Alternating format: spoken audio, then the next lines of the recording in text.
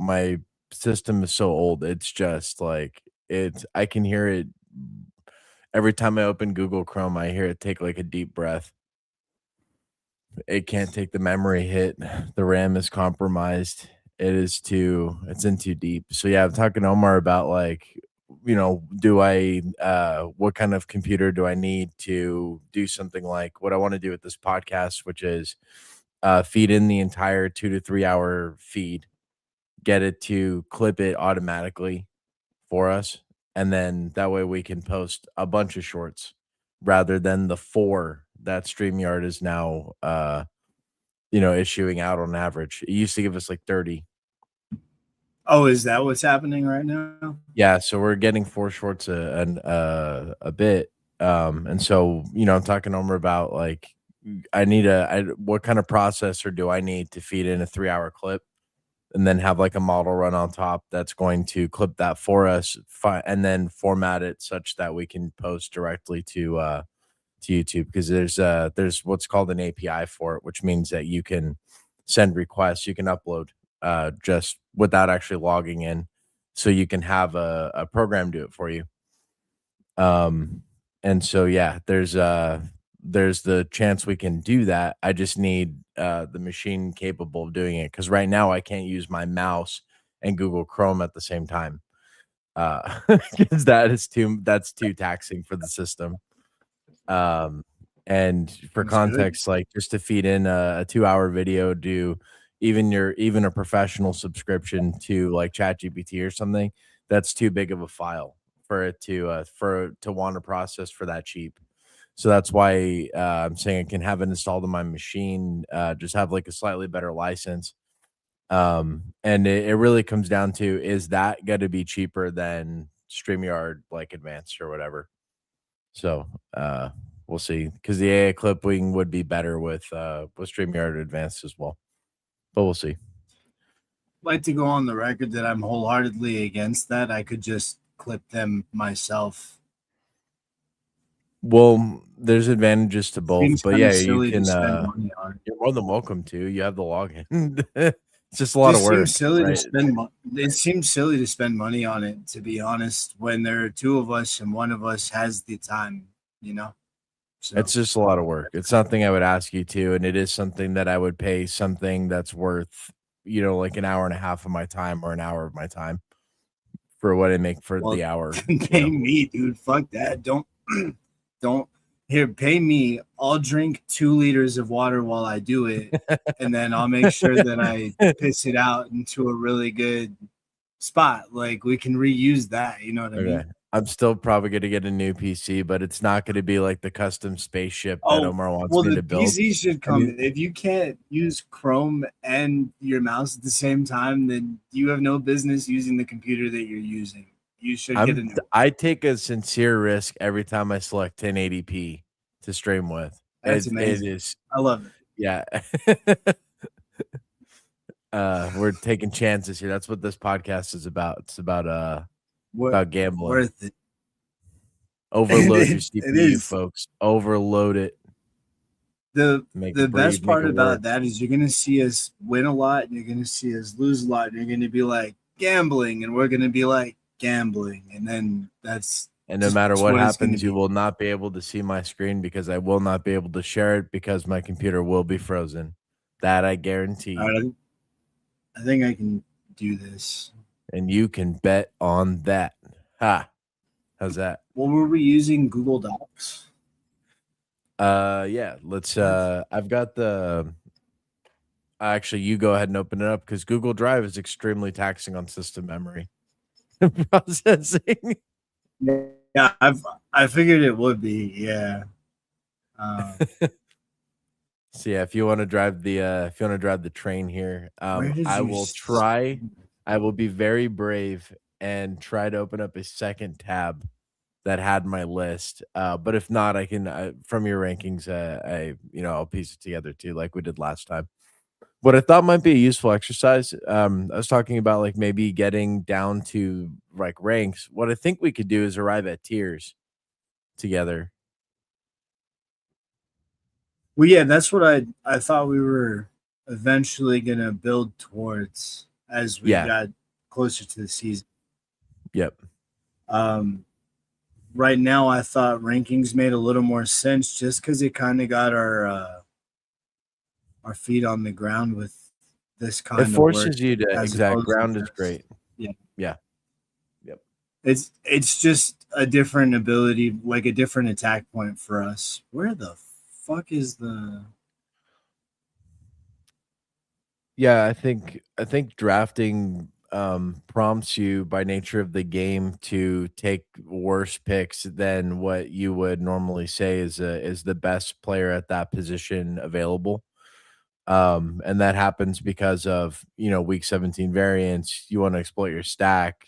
They're both worth a few different spike weeks, but the other guy probably has like a little higher floor, so he's just marginally better. But in the context of best ball, he's not really going to contribute. He's not going to make a difference for that format. But in a redraft league, you'd right? much rather have like Dalton Schultz over I guess someone like Chig. I think Chig Okonkwo is about where I would flip those, maybe a little bit later.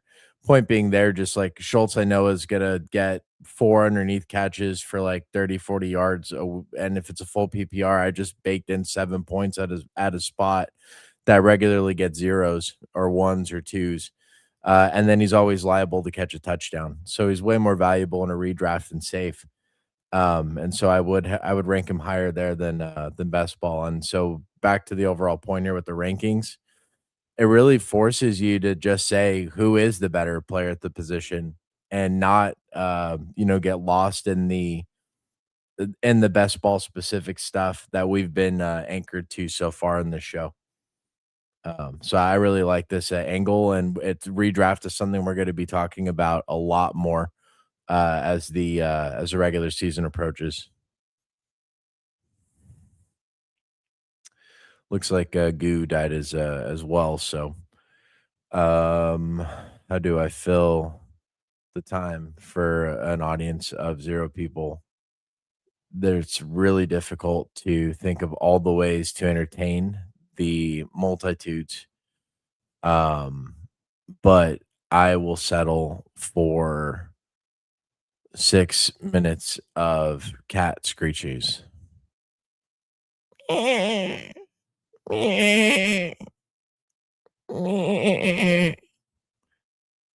All right, so we made it 6 seconds of cat screeches, but by popular demand, we're bringing it back.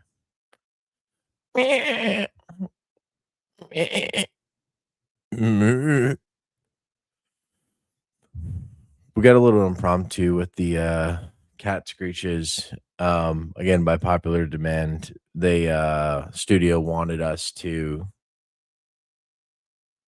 really diversify the sources of screeching. It's not been disclosed as to if they all have to start with the letter C, but between the cows and the cats, that's a pretty good like vocal range to record various screeching noises, and hopefully that's enough to ward the evil spirits away. Oh, Goo's back. We can get back to tight end rankings.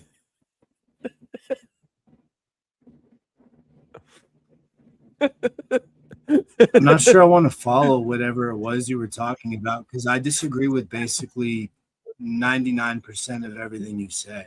You could have probably made better cat screeching noises. Could you give us your best cat screech?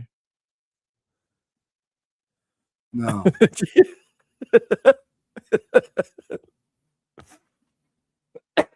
We record can't. these so late, man. My brain's my brain's mush. So here we are. You'll have to go back and listen to that. It's a good it's a good 2 minutes that you won't get back. I can say that. Another Might have to 100% go listen to guarantee. it so I can denounce most of whatever you say. Well, if you're gonna be the video editor Here's a anyways, list of things that I don't agree with when Troy was solo. Don't agree with you'll that. have fun with it Don't then. agree with There's a good opportunity for you to contribute to what I said. There's a lot of ways you could take it. Or you could just not acknowledge it and no one can ever talk about it or should ever talk about it really. It's a little avant-garde. That may be where we end up here. I don't remember where you shared that stuff with me, so I can't find it. Have you tried shared it with me in Drive? Should be like off to the left as an option. Now, if you can't find it, that was just like a simple Google sheet, All right. right? So you could just throw the same thing up for tight ends. So here's my thing. Is Google Drive different from everything else? Do I have to go to Google Drive? It'll make finding it really easy in this case. I was But just no, missed. where you would go to is just whatever email that I send it to, and that's probably I don't want to give your email out, but that's probably Yeah, that don't do the that. normal. Yeah, No, I got it. Don't worry about it. I won't give out Mrs. Nesbit at netzero dot net. If netzero doesn't have .net as the domain ending, I'd be very upset. By default, like it What should all the be hell is going on? .net. Okay, cool. What just happened? Oh, here we go. Okay, cool.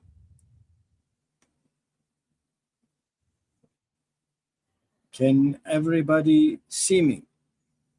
I can see Can you you. all hear me? I can hear you. Now listen, I want you to speak very, very clearly. Avada Kedavra.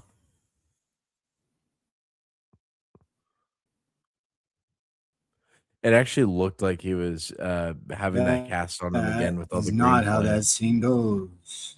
I'm pretty sure when Mad Eye Moody taught him how to use a Flea Network.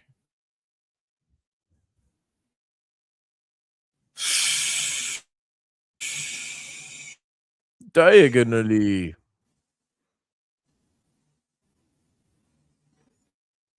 God, no.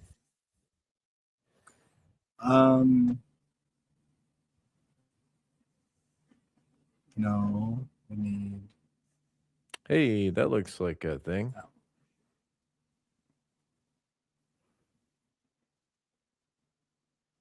Did we win? Okay.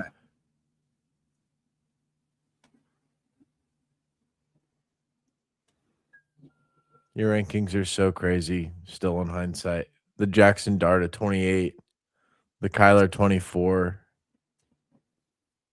It's all That's because just people are so honest. stupid. It's all just so honest. That's because pundits are dumb.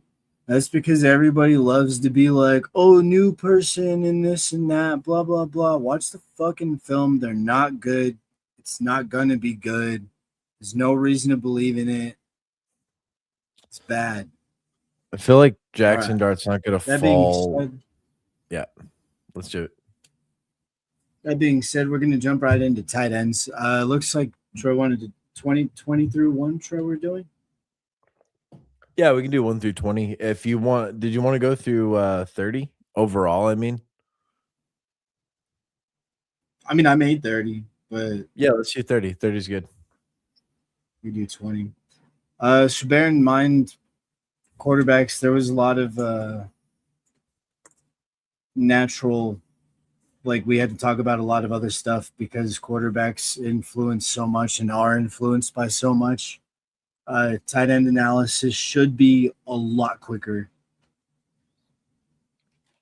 So we should be able to get through these a lot with faster. random statistics about every single team and every single position. Well, there's just no need to do that with tight ends. Like with quarterbacks, I could see why your mind was doing that, but with tight ends, there's literally no reason to do that at all. It's whether or not we like them and whether or not we like their quarterback's ability to get them the football.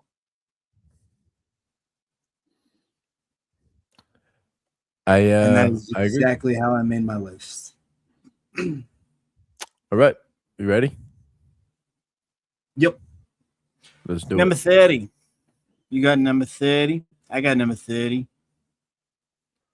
Number 30.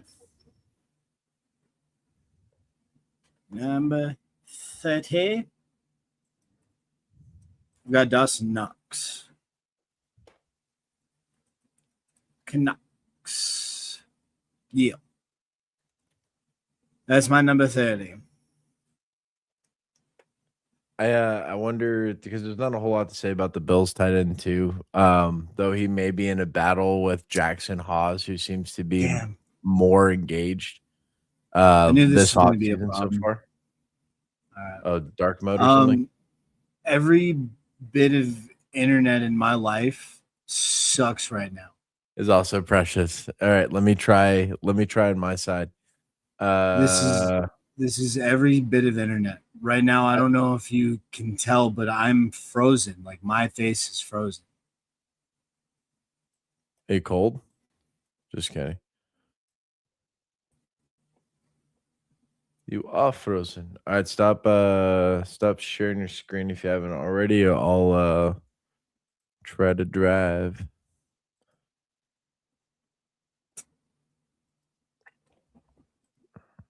I don't know what's going on.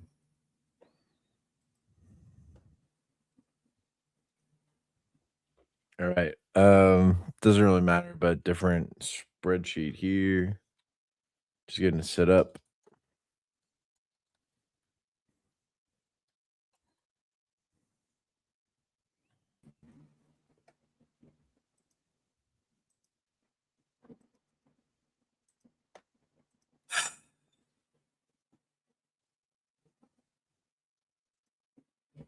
There's probably nothing that makes me more upset in the world than when an inanimate object doesn't work.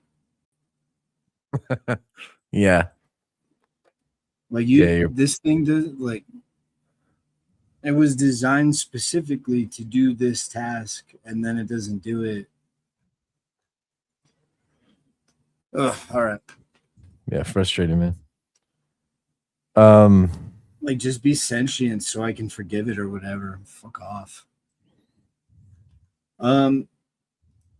so I've got I think I'm sharing when it's not on stage yet. Damn. All right, here we go. All right. Hopefully my connection doesn't break while we're doing this, so we're not stuck looking at the same two names. But We'll see what happens. So this late, I think I have 2, 3. I think I'm gonna go with. Oh God, this is tough. Uh, Give me Terrence Ferguson for the Rams. Terrence Ferguson. Yeah. There's gonna be some names that shuffle out the back of here. But this guy is a deep down the field threat for the Rams. He provides a layer of dimensionality that the other tight ends do not give out of their 3 tight end package, which is really valuable because he's got that 20-yard down the field touchdown space for Stafford, and we saw him catch a few of those last year. He's got a role in otherwise a crowded tight end room is what I'm saying, and he's associated with the guy who, if he's healthy, is going to throw another 40 to 50 touchdowns this year. Yeah. So lots of touchdown opportunity in a position that we really have to play for touchdowns. I mean, regardless of the format, half point or full PPR for tight ends when you're only catching 6 passes anyways, touchdowns half those points. And so it's you're hunting for these guys, the ones that can make a splash, the ones that are going to get on the field and earn playing time. And this guy he's a pretty dangerous receiver coming into his second year. I don't think you're like ever hunting for your 30th tight end, but these are guys that you're not going to feel too bad if you wind up getting, Yep. Yeah. I need to work out the exact numbering of these last 30. I'm gonna do it in a separate sheet and then just kind of move things around on the back end. But you guys won't see that. You'll keep seeing this list. So who do you have at 29, Goo? 29th, I got Kittle or Tungies, whoever's going to wind up playing the majority of the time for San Francisco. That's What you have? That's Okay, what Kittle blah understand blah because of blah the blah injury. blah blah blah blah. Kittle's coming back from injury, and nobody fucking knows what Tongies is. These are unknown commodities, and I don't want them. So I'm gonna put them low on my rankings because I don't know what they're gonna do. Worth Now, it is definitely worth restating that Goo typically comes from more of a redraft perspective, and I come from more of a best ball perspective. So I have much different feelings about both of those guys, well, relative to best their ball price. But go perspective, ahead. there are still better tight ends. There's still better tight ends that are for Who sure gonna gives play you all season who long gives you Kittle's and ceiling produce path all to season. pick 100 at tight end? Half point or full PPR for that matter. There's I a get. group of them, right? I Like the guess the big Andrews, thing Ferguson, I guess the likely. big thing to keep in mind here is that when we're discussing top 30 tight ends, most teams employ a two tight end system. So we're still talking about the above 50% tight ends. We're already talking about the top 50%. So no matter who I put on this list, they're going to be good names and solid. And I don't need any guff about where they go because I've already put them in the top 50% of the league, and I'm not putting them in the top 5 because they absolutely don't belong there. Tight ends 8 through 30 are all interchangeable. Yeah, and I do mean that. Wait, maybe 8 might be too high. Hang on. No, it's more like tight ends 15 through 30 are all interchangeable. All right. And then tight ends 5 through 15 are all interchangeable. And then tight ends 1 through 5, we can fight all day about them, but it's going to be an interesting list, is all I can say. So for 29, this is really tough, man. It's like I'm splitting hairs for things I don't really care about that much. Back here, but this to me, we're gonna go with Eli Stowers for the Philadelphia Eagles. Um, this is and I've got Flowers lots more of like thoughts on here. Lowers. Why'd you pick that guy? I've got thoughts on your tight end selection here. Definitely. Just and some clarifying thoughts too. But to get into Stowers really quick, Philadelphia Eagles drafted him. They have 1 year on the contract left with Goddard. So while I think Goddard is going to be the primary tight end there, obviously, probably the second target on the team, even with Mekhi Lemon, I think Goddard will be competing with him for about the same amount of targets a game, maybe a shade or two less, but just right there. And a goal line role. Stowers is an athletic freak. He's getting a lot of praise from coaches so far, and I know it's only OTAs, but they're saying things like about how versatile he is, how they can see him being integrated in different points in the offense. If you consider the larger perspective of the team where they only have Devontae Smith, Wicks, and Mekhi Lemon, two of those guys profiles more slot receivers, one plays on the outside. You can use a big body like Stowers to help to run tight end sets out of where they only have three, more accomplished receivers. Overall, they do have like Hollywood Brown, I think, as the veteran as a fourth receiver, but like who cares about that? There should be plenty of opportunity. Now, overall, it's on the Eagles. What's the target volume really going to be like? To Jalen Hurts's fourth at best target, I don't know. Not very good. So I still have him back here, but I do think they probably get him more involved as the year goes on because they're going to be more interested in what life is like post Goddard if they let him go. Goddard's gonna need a lot of money to stay. So we'll see. But yeah, I think a kid with a lot of talent. Now, huge red flag here is this guy cannot run block. He runs faster than a 4.4, but he can't block for shit, and that is gonna handicap his time. And for as versatile as they're saying he is, if you can't play in line in the NFL, that means you're only lining up outside and in the slot. That pretty much handicaps the total amount of snaps you can play because the team knows what you're going to do when you're out there, and you're in lighter personnel overall, so you can't run out of it as easy. It's just a limitation. Again, Goddard's going to be super involved, but I think the kid's got talent. He'll have a couple flashes. Best ball again is where I think is the format that you could take a shot at him where he goes. He's goes free at the end of most drafts. So, yeah. All right. What do you 28? I got David Njoku. All right. What do you Oh man, I forgot to touch on Kittle and Ton just real quick. Let me get a clarifying question and then we'll go on. Let me just get a clarifying question here. Are you saying do either of these tight ends appear later on this list? Like, is there a version of this where you assume Kittle comes back 90% healthy? This is where they're ranked. They're in the top 50% of the league, and that's fine for them. Are you saying the 49ers starting tight end? Kittle might not play all season long, so I'm not giving him any super props. He might have a big ceiling, but he's not going to play all season, so I don't want him early. And nobody knows anything about Tongies unless you've been watching all of the film on him, and I haven't. So I'm not willing to put him in the top 20. So I've got him, again, like I said, 15 through 30 are all interchangeable. I'm not willing to fight on who's where. They're all the same guy to me.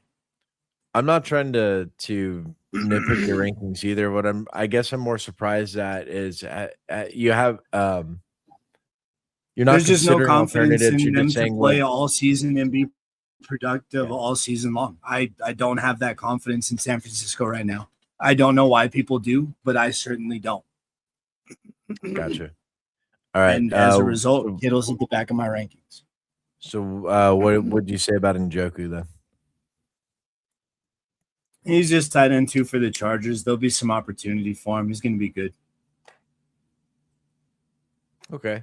I've got worries about him because of him losing his job to Harold Fannin last year. Fannon's obviously a very good player, but it's just surprising. He's ranked top 50%, but he's ranked at the back of the top 50%. So I'm not saying he's going to have the best season ever.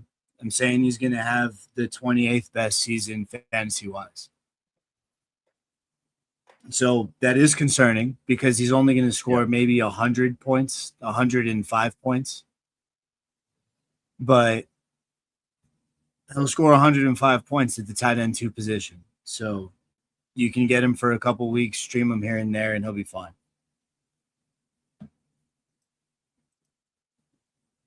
Man, I'm having no luck with my spreadsheet management. All right. So David Njoku, for me, I think I have him about the same. Let me check my list here real quick. I think these guys are all about the same in this range.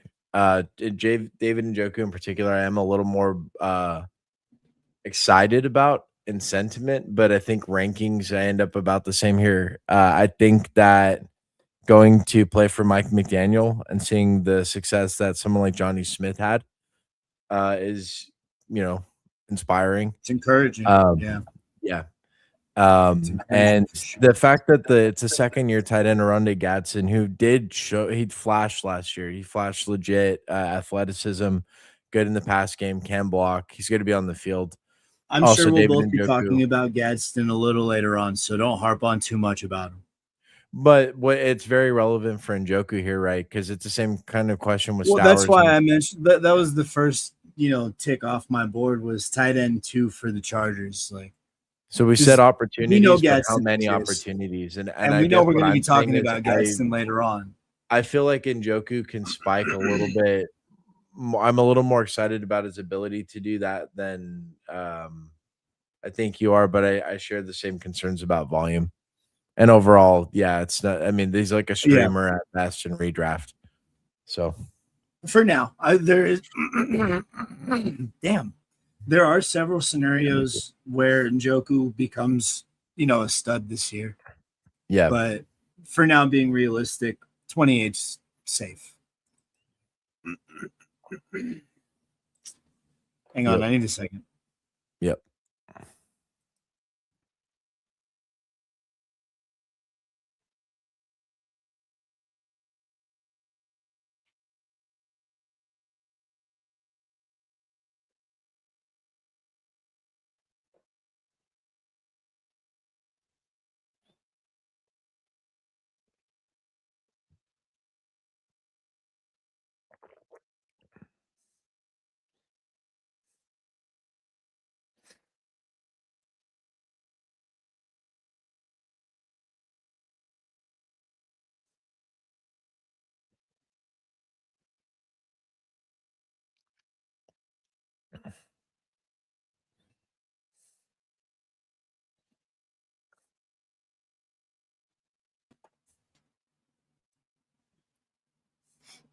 Okay, I'm back.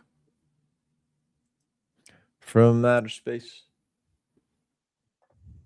No. Just had to clear my throat No.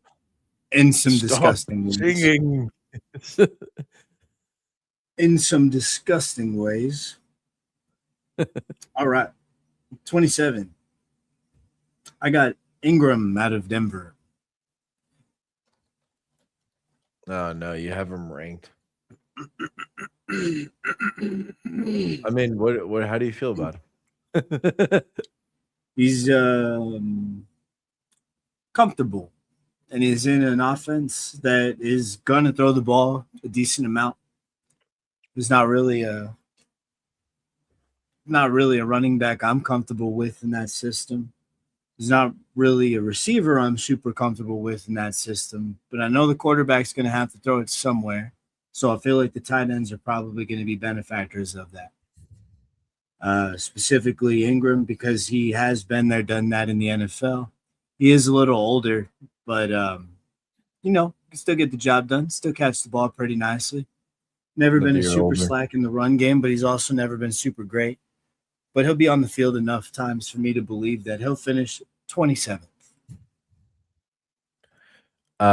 Specifically for like especially in redraft, I've got no confidence in Evan Ingram. Good luck picking which day it's going to be. There were so many times last year the Broncos were facing like bottom 5 tight end matchup, bottom 4 tight end matchup, and then because And Ingram nothing never did happened. anything, it makes him really tempting in DFS. Like, all right, just play the matchup, play the spot. The problem is they just don't fucking use him, right? He doesn't get on the field. He doesn't get looks when he is on the field. He gets like 3 targets a game at most.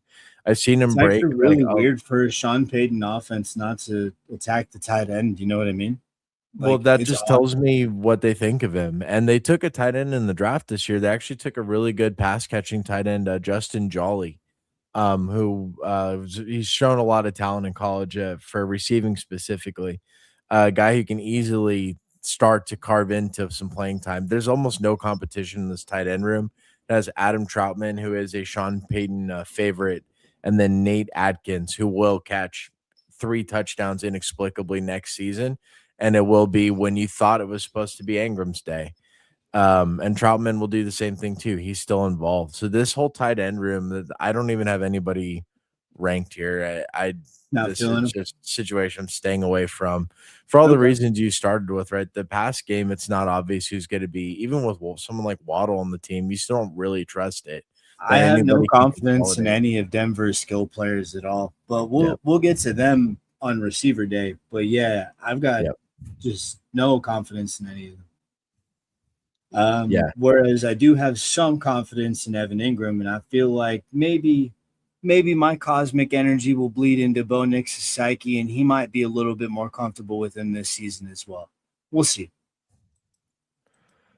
I'm still cementing in some of these. I might I don't know. It's between him and Cole Kmet, but this next name is Mike Gesicki. And feel free to substitute this with any of Anyone else? Michael Meyer, Literally whoever you want. Or Mayer, and then the other one just mentioned, Cole Kmet. I think all these options will have spike weeks. From a specifically best ball context, I think you're looking at 2 to 3 startable or usable weeks at the position. We've seen Burrow when one FT or Chase goes down, Gesicki is better than Andre Yoshivas. The Yoshivas still catches touchdowns, but now Gesicki becomes this red zone usage monster. They do have some younger tight ends on the team. Eric All is a name that the coach, it's usually on the coach's lips.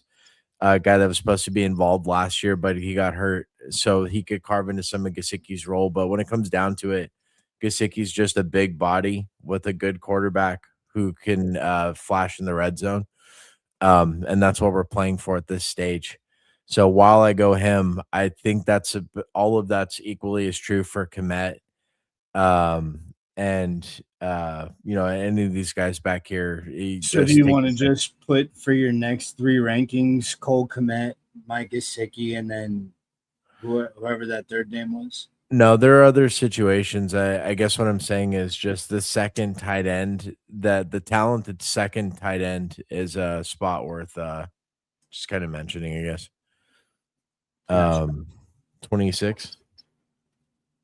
26, I got Hawkinson out of Minnesota. Ugh. I couldn't this year. He deserves to be in the top 30 probably. I couldn't. He burned me last year, man. It hurts so bad. Well, It hurts. that's what you get for holding shit against people when you should just be objective and realize that he's going to finish 26th, which is not great, but he's not bad. He'll be all right. We'll have a couple weeks where you could use him. We'll have a couple weeks where you should not have even considered him. And he'll have a couple weeks where he'll just do the job. In redraft, do you think it'll be any sort of predictable? Not at Uh all. Okay, so stay Not away from at all. drafting him. Don't worry about streaming him Good unless you're luck. desperate. Yep. It's just if you like the matchup and if you feel comfortable using him. Like Troy said, I felt like he deserved a spot in the top 30, but I myself will not be getting a lot of stock in TJ Hawkinson. It hurts, man. I this is a player I used to really love. I thought he was like Kittle light. He was a fun guy to watch run around. Could definitely catch. He was awesome. And yeah, I think he got injured last year and he just did not look the same since. I think he's over the hill. I think he's kind of washed now. We've talked about Kyler Murray and our confidence in the Vikings offense. He's no better at best. He's the third best receiving option. And it's a team we don't like. They're going to pass. They should be a good offense. But I think they're going to be balanced overall. I just don't see a lot of target opportunity in the first place for him. And with the 5, 6 quarterback or whatever Kyler is he going to be looked for in the red zone and stuff? I don't know. I'm not satisfied with TJ Hawkinson this year. I'm kind of worried about. I think the Vikings offense will be good as a whole, but the passing game specifically, I don't know if any one of these guys are league winners this year. Where they go, Hawkinson, like in Bestball, goes like 180 or like 160 or something like that. Depends on the site. So these are after names like Kenyon Sadiq. We'll look at some of these other rankings. So, he's a for sure starter because they did get rid of his depth at the position. Who is it? Ed Oliver's no longer there, I believe, which would have been his main competition, who I think could beat him out straight up for the job at this point. Yeah. Yeah. Yeah, it's I mean, not like I good. said, It's not looking like I good for said at the Hawkins for me, beginning, man. any 15 through 30, they're all streaming options. They're all going to have peaks. They're all going to have valleys, but they're going to be serviceable enough that you can use them. I'm out. I'm out. I don't at all believe that any of these guys are going to separate themselves from the others. Some of them will have more touchdowns and some of them will have more catches, but Yeah, eventually they'll all arrive at the same conclusion of maybe 105 to 125 points at the end of the year. And that's like optimistic about PPR, some of these guys. PPR or half PP. I only think in terms of full PPR because I don't even know who plays half PPR. Yeah, full PP only. Way to go. Yeah, full PP, bro. Full PP only. I think next I've got at this stage. I actually do have. Yeah, let's go for it. I actually do have Mr. Jake Tonjes himself. This is another big asterisk here though because What? I've got unconfirmed. What? I don't know how bad his knee injury That is. was you. That was my impression of you, in case you were wondering. Wait, do it again. What? What?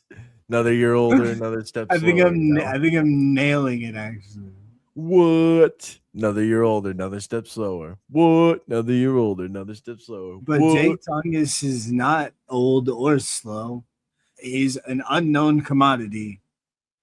He's not really that unknown. So I played a He's lot of pretty DFS unknown. last year, and Kittle, as soon as he left, you know that the 49ers tight end is going to be involved, especially on a team that has the injuries that it did. Um, so Tonjes went quickly to getting 5, 6, 8 targets, red zone looks, touchdowns.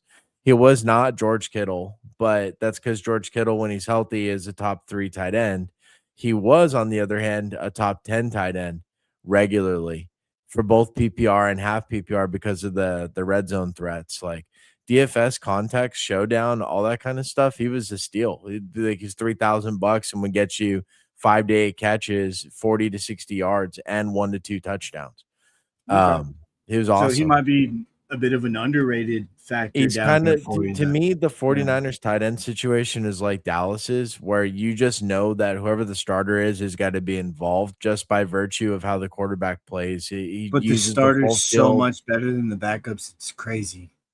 They use the full field. But the positional, I don't know, the differential between like Kittle, yeah, the Kittle, healthy Kittle and Tonjes, yeah, that's a pretty big difference.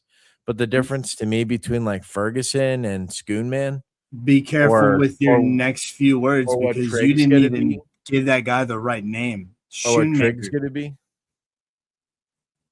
Fergo is about 5 tiers better than Shoemaker. I don't know. I saw when Ferguson went out, I And saw they're all Shoemaker about just eight step right tiers into the better role than and deliver the Spanford. same amount of targets because No, you just did not. You're making shit up. no, I'm not. Yeah, you are. There's like 1 week, not last season, but 2 Oh seasons man, ago. big sample size. Wow, how Big, often does big Ferguson get sample. hurt? I'm just Big, going off what I see. What do you want from me? big sample I'm just size reporting what here. I saw. And Big, it's nothing we don't know already. We know Dak uses the tight ends, just like Tony, just like his father before him, big, like big, his big, father before him. big old sample size. One game. Now we know who Shoemaker And is. Wooden begat Schultz, who begat Ferguson, who begat Trigg, who begat. You're I think you're missing a couple names along there somewhere, but No, between that's right. Wooden, between Wooden, there was right after Wooden, there was Schultz, who was the next like Cowboys tight end. And then it didn't we was have to Ferguson. suffer in Martellus Bennett purgatory for like a year or something? It's been in purgatory. No, that might I- have been he's just on the roster while Witten was on the roster. That tight I don't know. ends. I don't think we ever actually had to start him. Ugh. What a horrifying thought. No, dude, look here. I got the lineage correct.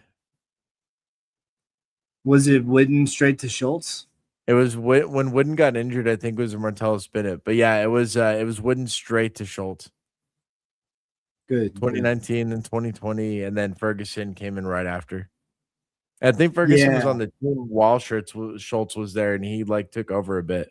So, well, yeah, Ferguson was the backup, and then Schultz got hurt for a stretch of games, and Ferguson just played so well that we were just okay with Schultz going.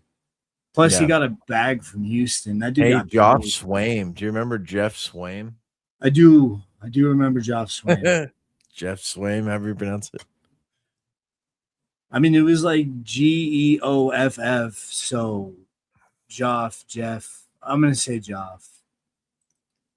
Jeff Frida. I don't know.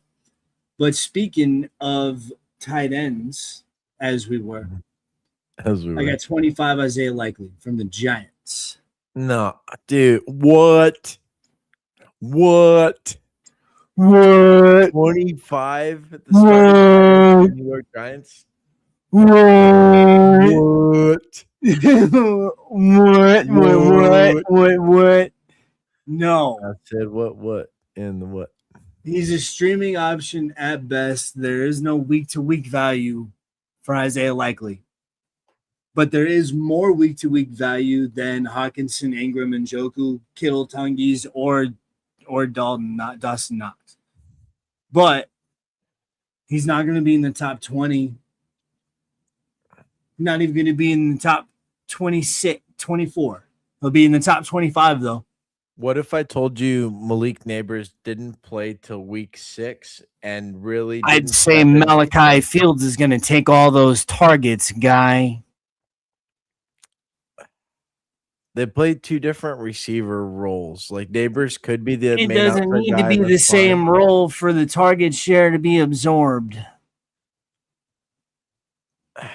What I'm trying to say is, who's going to be the Giants' leading receiver the first 6 games of the season? Malachi Fields. No way.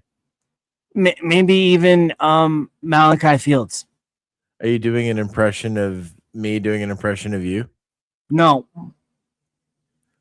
This is me making a prediction that Malachi Fields will be the leading receiver of the Giants for the first 6 weeks. But we'll talk about him when we get to receivers. Right now, this is about Isaiah Likely being the 25th best tight end, which is fair. I don't know why I'm getting the reaction that I'm getting. It's 25. Like, I think I might have him at like 20 instead, but I still think he's much better than that. What? Why do you have him so low? I can't believe you have him so low. No, you're right. I do have him higher than this. I've got him somewhere like 14-ish. Somewhere between 14 and 16. You have any Giants player that high? Any Giants player? You have him that high on their respective rankings? Relative to tight ends, like the names he's going around, I think he's an established like receiving option going to play for Harbaugh. Here's the story. Here's the story here. Okay. That's absurd. Here's the story. A guy who's going to get 30% of the target volume is not playing the first 6 weeks of the season. That's Malik Neighbors, and he's probably going to go on the pup. So first 4 weeks, but is he really going to come back that strong? Every report has been negative so far. Every single one. There's no anticipation he's going to play week 1. He's had extra work done on the knee. It was a complicated tear. Like it involved multiple ligaments and structures within the knee, multiple components, not just a clean. Right. So he's not going to play for a while, and he's not going to be healthy even when he comes back. So likely he's going to absorb all of those targets. But I still don't see how you have him. I'm not saying he's going to given how bad the Giants' offense is.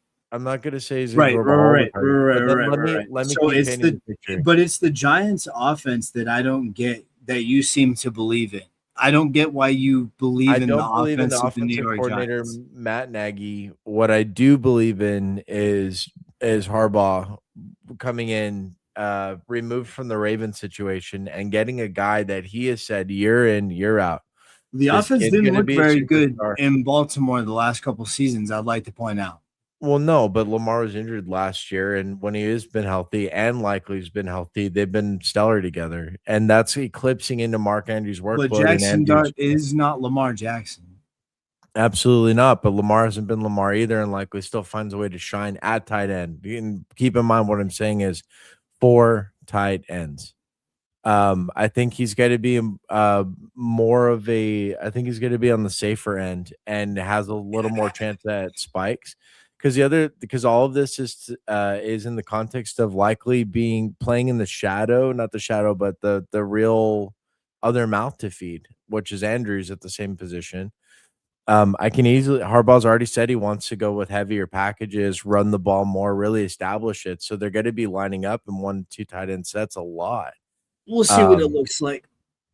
So picture likely on the field pretty much. It seems like you got likely. You're gonna have a lot to say on likely later on. So we'll just get into who your 25th is right now, and then we'll give you a chance to talk about likely when you rank him. I mean, I'm not gonna repeat everything later on. I just think that all that's to say, I'm trying to give the bowl case to do justice here because there's a lot of people like him, and he goes like top 140 in best ball. There's no reason not to Um, like him. He's gonna finish 25th. That's pretty good. I Like think he finishes like 14th or 15th best, and at best in a redraft context. I think you could find worse options to start because I think yeah, he's you gonna can have find bankable volume. 5 worse Unlike options. these other guys, I think you'll be able to say this guy will get me 4 for 40 at least, and in a full PPR again. That's nothing you could say that's true about Dawson Knox. Um, maybe Njoku, definitely not Evan Engram, That's and why who he's knows ranked with ahead of Hawkinson. these guys, man. That's why he's I ranked know, ahead of but them. you're gonna see where that line I differs. know. Maybe you won't. I know. That's why I put him ahead of him. To be All right. honest, So all my thoughts on likely there. Um, this next name I'm just not in on, but oh god, fuck. I hate both about the same. So let's just jot this one down while it's here. oh Kenyon good. That's my Sadiq. next ranked guy. Yeah. What do you have about him? I'll just go ahead and write that down here too. You go ahead. I He's just talked at length about likely. there's an excitement factor because he's a rookie, but there's a wet towel named the New York Jets thrown onto my excitement flame. Yeah. Um, I don't know. Maybe they finally made the right decisions to kind of just settle their franchise down and move forward. But for right now, I like Sadiq to get a lot of targets because they're going to try to figure out what they've got in the offensive scheme, which involves getting the rookies and the young guys completely and totally involved, which is why you go get somebody like Gino to do the job because he can just do the job. Um, I don't know. We'll see if they move to Klubnik later on in the season, but for now, I do like Sadiq to be I mean, at least intriguing piece of your fantasy team week to week. I would have him only as a streamer. I wouldn't try to start him or anything, but I think there will be opportunities to spot start him throughout the year, both throughout redraft and through DFS. Best ball, we'll see. I doubt you'll ever have a week where Sadiq is your leading tight end, but maybe he is a rookie. We don't know what we're going to see out of him. Yeah. Much the same thoughts, a little more color here on the profile. This guy tore up the combine this year. Him and Stowers, if Stowers set records for a few different events, and they none of them set this year's record because Sadiq broke all of those. So like speed, all of those kinds of drills. These two jumped out. They were far and away the best candidates at the position, but Eli Stowers is a converted quarterback, and Sadiq, despite being this athletic freak at Oregon, split snaps with another basically nameless tight end behind him. Um, a guy who profiled more as a blocker, like Stowers. Sadiq isn't considered that good of a run blocker. A huge problem in the NFL. And then you factor in the macro factors, the Jets. Gino, for most of the year, we think that he could be benched in some scenarios. The way this year plays out, lots of target competition. Garrett Wilson is a mountain to overcome. Then, with what's left of the 70% of targets on the team, he's got to split that between Omar Cooper Jr., the other rookie drafted, Mason Taylor, last year's first round tight end pick. So, like, what are they going to do with that? Probably two tight end sets. And then they have another outside receiver who I'm blanking the name of, but just It's stiff. Cooper. He's the rookie, but yeah, It's good. No, it's there's Omar Cooper, and I'm thinking of one more receiving. Oh, it's I Adonai Mitchell. It's AD Mitchell, I don't know. who the We'll coaching talk about staff receivers raves another about. day. Understood, but I'm trying to describe 60 to 70% of possible targets are going to be swallowed up between the receivers. Then the running backs, like Brees, is going to get targets, and so is Isaiah Davis. So there's another 3 to 4 to 6 gone. And it's Gino. Like, there's not a whole lot of the pie left here for Sadiq in the first place, and I just don't think he's that good as an all around tight end. He's not going to earn that much playing time. So I I mean, just there's a reason he's ranked not this far back on our list. Like yeah, this, can't rely on him in redraft. And to me, he's specious in bet. Like, to me, you can't take him where he goes in best ball. He goes to like pick 140, 150. I have teams because I'm playing $3 and $1. I'm just gonna get a little exposure to him. But just for fun. And I did the pre-draft stuff. I didn't know where he was gonna land, but this landing spot is atrocious. If it was a better landing spot, I might be a little more curious, but not to that quarterback, not to that team, not with those other players, not with the other talent on the team. I mean, given the quarterback situation and the offensive line situation, he could just be force fed a ridiculous amount of targets because there's nowhere else to go with the ball. Yeah. I do see several situations where he becomes a top producer, but I don't know how realistic they are, which is why I have him at 24 on my list. Troy's got him at 25 on his. I'm just out, man. See how So it yeah, goes. that was bunch there. I'm kind of back and forth on these next couple names, like saying I got to go ahead and put no fuck. Let's get Greg D down here. So Greg Dulcich. Nope, that's my next one. Spoiler. Spoiler. Greg Dulcich is the man of the moment for me. So starting tight end for the Miami Dolphins, presumed starting tight end. All the reports say that anyways, and there's not really a lot of talent behind him to suggest otherwise. I've recently learned Greg Dulcich was a top prospect at the tight end position when he was being drafted a few years back. Didn't ever really pan out, though. He showed plenty of flashes every place he's gone. There's been some positive moments and some speculation that this guy could be something. And now he's going into a situation where there is a unproven, consistent thrower, though Malik Willis had some great passing moments last year. We just don't know if that's sticky back to back. There is absolutely no receiver competition this year. So he's gonna have like a 20% target share if he's just out there. How many if they're only throwing 20 targets a game though? That's 4, right? 4, Yeah. so it's not a whole lot. And how successful is the Dolphins offense in the first place? So even pretend he's like the main red zone guy, which he has a really good chance at being because their second receiving option on this team is Achan, or their first receiving option is Achan, and then it's Malik Washington, the slot receiver. So not a whole lot of target competition here. He really could be the red zone guy, but how often are they in the red zone in the first place? I'm just Yeah, not. well, I'm not in so this year. we'll see on that guy. I don't have him ranked at all. Yeah, Much best because ball of 20th round pick, last round pick. I'm in because like a third tight end at that price, he's got to catch a couple touchdowns this year. He's got to have some volume games, and if it's a full PPR, I'll just take the free points at the end of the draft. There might be, but if those games wind up looking like one reception for one touchdown for like 9 yards, I think I can miss that. You know what I mean? Full PPR for the 20th round, and let's say you've got like a tight end room of Aronde Gadsden and Dalton Schultz.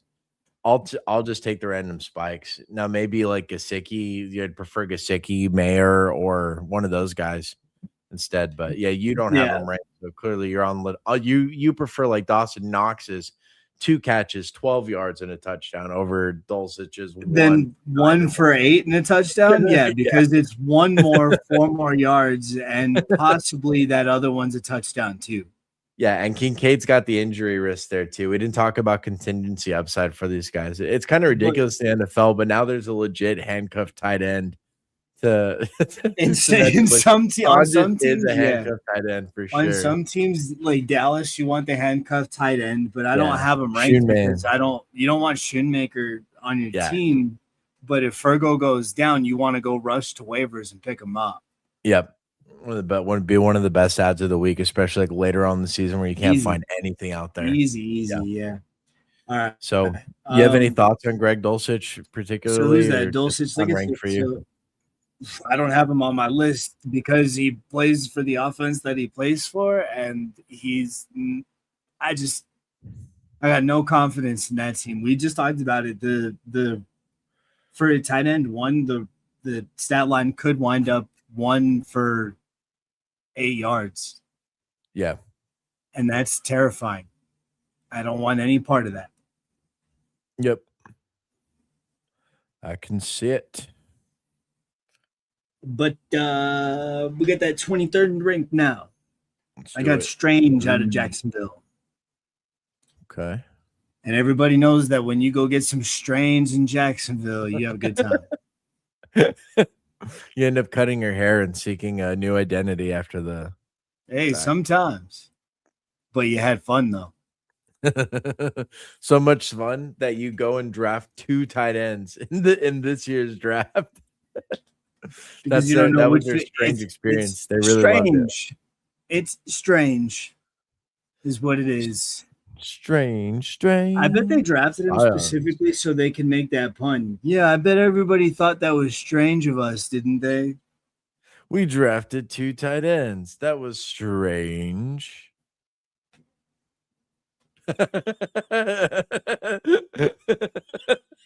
Isn't that strange? Classic Liam Cohen face right there. That's exactly what Liam Cohen looks strange. like. Strange. Yeah, it's weird, but I don't know. We've talked about the Jacksonville offense a bit on the show, and I like a lot of what they've got to offer, and I think he'll be a benefactor of the Trevor Lawrence explosion. Yeah, I feel that tsunami coming out of Jacksonville this year too. That team, the offense should be really fun this year.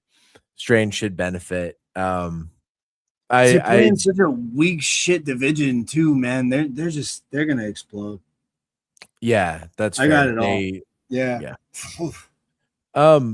And these 2 rookies being brought in, one of them profiles more as a classic run blocking guy. The next one more of an all-purpose dude, can play in line, can receive. That's their 2nd round pick. I think it starts with an R. I can't remember his last name, but these are guys who will factor in. But on a team overall with a flood of receiving options, right? Jacoby Myers, Travis Hunter, Brian Thomas Jr. They've got a lot of competition, a lot of mouths to feed in a high volume offense. So we think is got to be pretty successful. I think this has everything to do with relative to the position. Brenton Strange is a good pick. Yeah. But on his own team, he's like the 4th, 4th, 5th target at best. He showed a lot last year, though. Like in a best ball context, he's a smash where he goes. Any like past the 13th round, 14th round, it's hard to find guys with 18, 20-point potential and full PPRs, and he definitely has it. There's just so much variance. Like redraft, it'd be hard for me to take him because you just don't know what week he's gonna go off. These are still your streaming options right now. Yeah. So it's if your starting tight end has a bye week or got hurt, this is a guy that you could plug in and you'd be okay. Most weeks you get some production. You know what I mean? Like I said, I'm 15 through 30. The closer we get to 15, the more likely you're gonna find weekly production. But 20 through 30 especially, it's pretty much these are plug and play guys. You don't want them to be your starters, but you're okay if they're on your roster. You really just want to pick them up off the waivers. Yeah, these are desperate times. So all these guys are desperate times. For best ball, these guys do have some ceiling games, though, particularly in Njoku and Ingram and Kittle and Knox if Kincaid goes down. But all these guys except for there are ceiling games involved. The Hawkinson's the only one I can't see blowing up. No, but he might have just his knees, an 8 to 12 point game for you here and there that you can service as a tight end. I'm out on the Hawk, man. He goes too early in drafts for me. I could see Sadiq. Like I said, there are several scenarios where I could see Sadiq just not being like the leading tight end, but like a top 15 guy. There's a lot of excitement in rookies, man. You just don't know what they're going to be. Yeah. Mama always said rookies was like a box of chocolates. You can predict with accuracy only so Some much. of them are good, and some of them you did wish you didn't get in the box. Draft capital was a predictor generally of career success. And it's strange.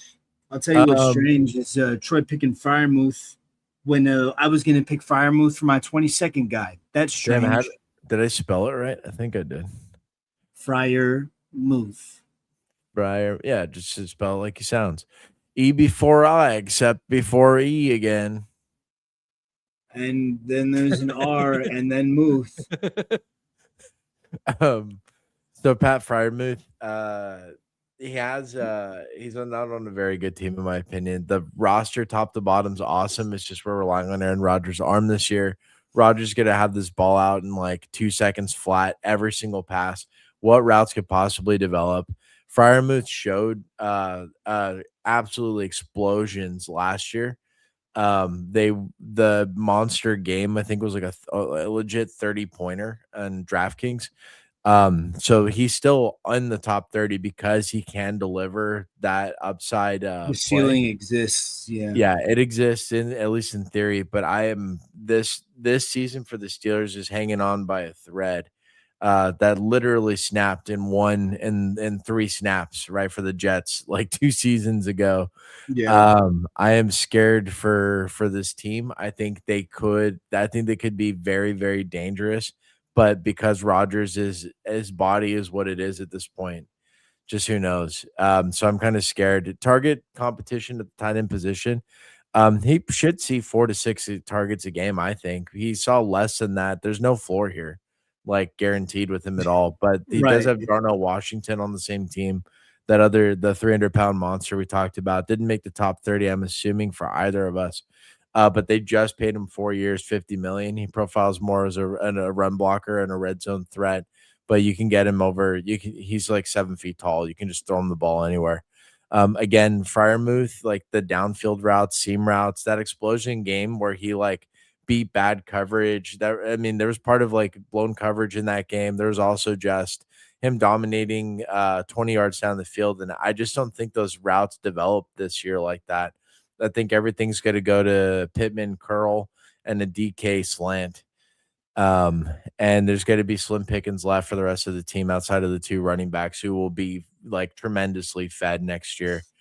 So yeah, I've got him here because he can spike. Not too excited overall.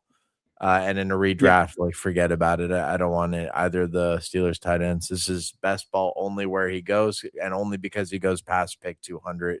Will Frymuth end up on my team? I think he's a great third tight end. If he's your Yep. second, you're kind of pushing it. Agreed. Who you got Agreed. at 22? Firemouth. Nice, nice, nice. Anything new or different to add to that? Nope. Not even a little bit. All right. I've got this one's really tough. This one's really tough. Because you're coming from more of the like if this was redraft consideration only, he would be much higher. But because I'm mixing in the best ball side of this a lot too, I Who did actually it have be? Dalton Schultz here at 22. You're a fucking wacko.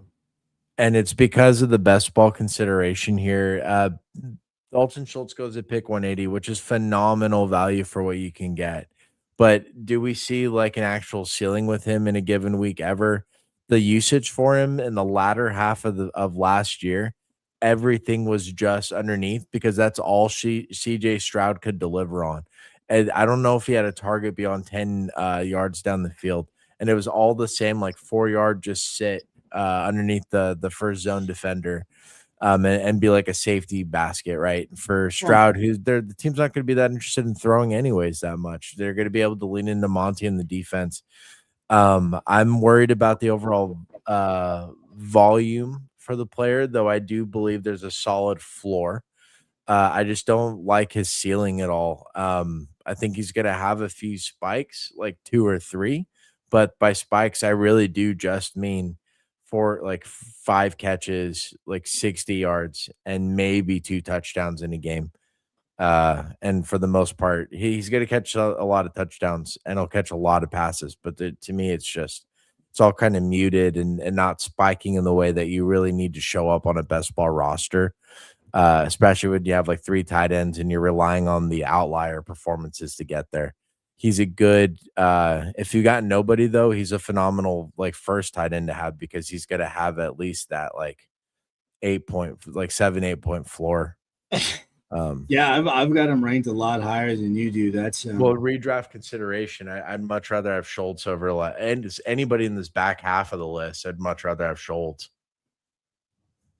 Like, like I said, I've got him a lot higher than that. gotcha. So that's It's okay to be wrong. oof, shocking to me. What? I've got a lot of thoughts on it, but I've got Schultz ranked higher, so I'll talk about him later. All right. Wow. All right, 21. That was your Jackson Dart ranking to me, man. 28 is insane. Okay, but we're talking about an actual solidified tight end versus the exciting whites from New York. Like creatine Caucasians, baby. Like, what are we talking about right now, dude? Just like the rushing floor on the quarterback and the rushing floor on Dart alone could have put him in the top 20. That's who you're excited about. The rushing floor on Jackson Dart alone will push him in the top 20. Hey, look, man, I didn't pick him to finish bottom 5 or bottom 4. So didn't you have him at 28th? Isn't that literally that's bottom 5? 32, 31, 30, 29, 20. Okay. All right. That's bottom 5, but I didn't have him bottom 4. It's just crazy, man. He'll have a better season than Jameis Winston. What stat did I hear today? It was like 44 out of the last 47. He'll throw for more yards this year than Tom Brady, Tony Romo, and Peyton Manning combined. I don't think he's a good passer at all. I just think no. I'm saying those three this year. It's impressive because they're all retired and he's playing. He'll throw for more yards than those three combined. Is that true if Tom Brady's in that flag football league in Saudi Arabia? That's not the NFL. It doesn't count. Why not? I can't believe Tom Brady's a shill for the Saudis. That's wild. Dude, he's gonna do anything he wants. And for a big enough paycheck, yeah, I think he's in. Yeah, that's pretty despicable behavior, but that's all right. So for 21, we got Helm out of Tennessee. Oh, Gunnar Helm. Yeah. I really like the Tennessee offense, and he is the tight end I like the most out of there. So that's why I've got him at 21. I've already talked about how much I like Cam Ward. I'll talk about how much I like the rest of their offense in later episodes. For now, Gunnar Helm just looks like he's going to be the recipient of just a really nice situation. And we've seen what it looks like when young quarterbacks develop really nice rapport with tight ends. It's I don't want to use that word. It's good stuff. It's really good stuff.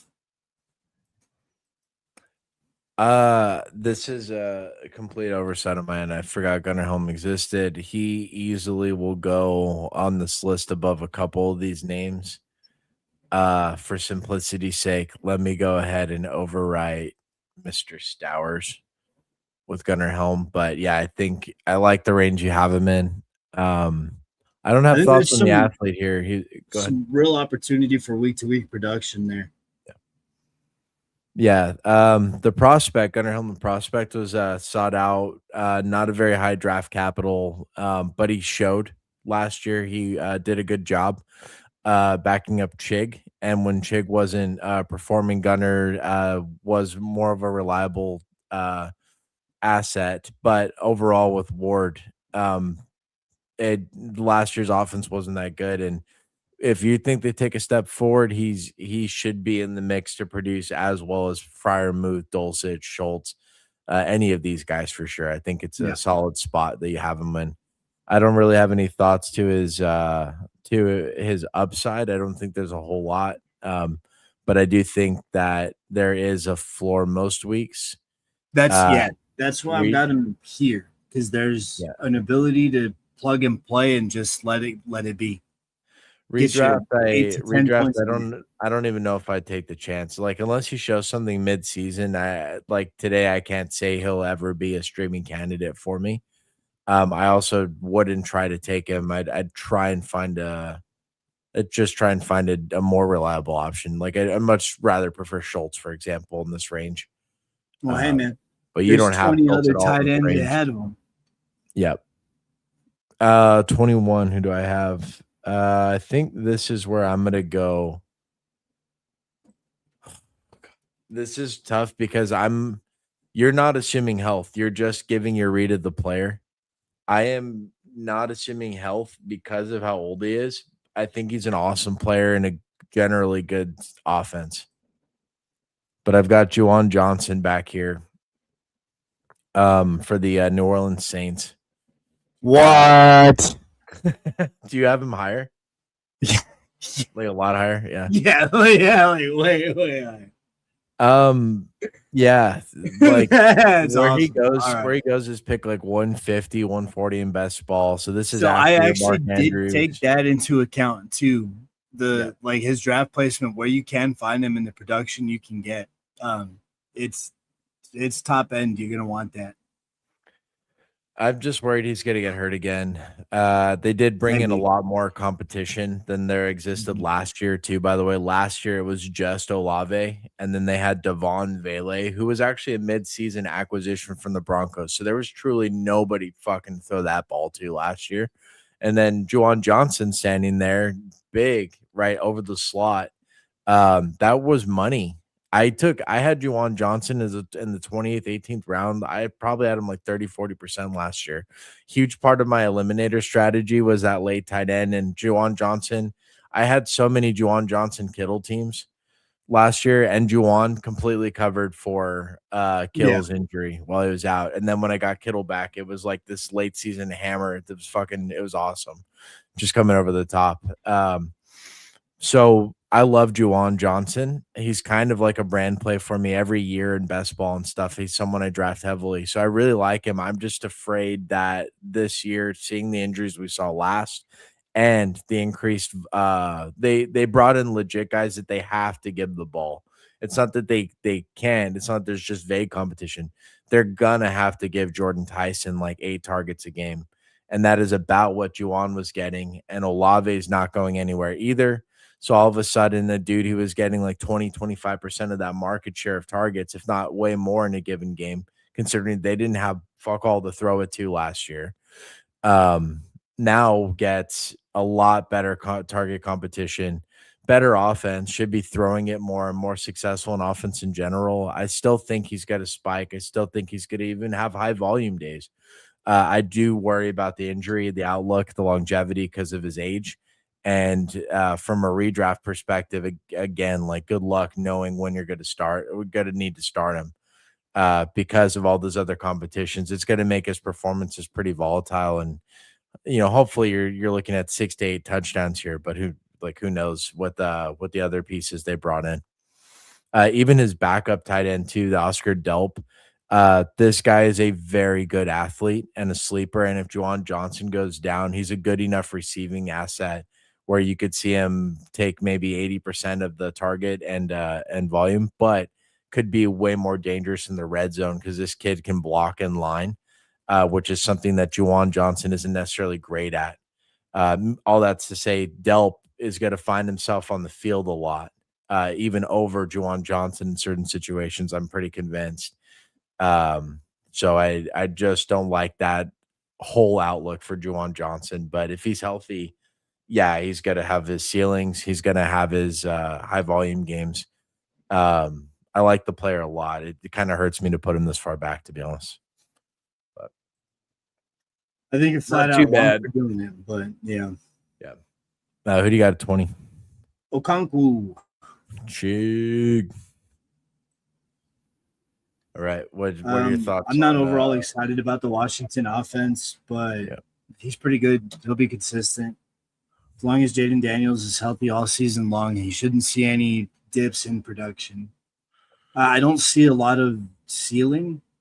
Like, I can't see him breaking 30-point games, Yeah. but I can see him having a reliable 6 to 12.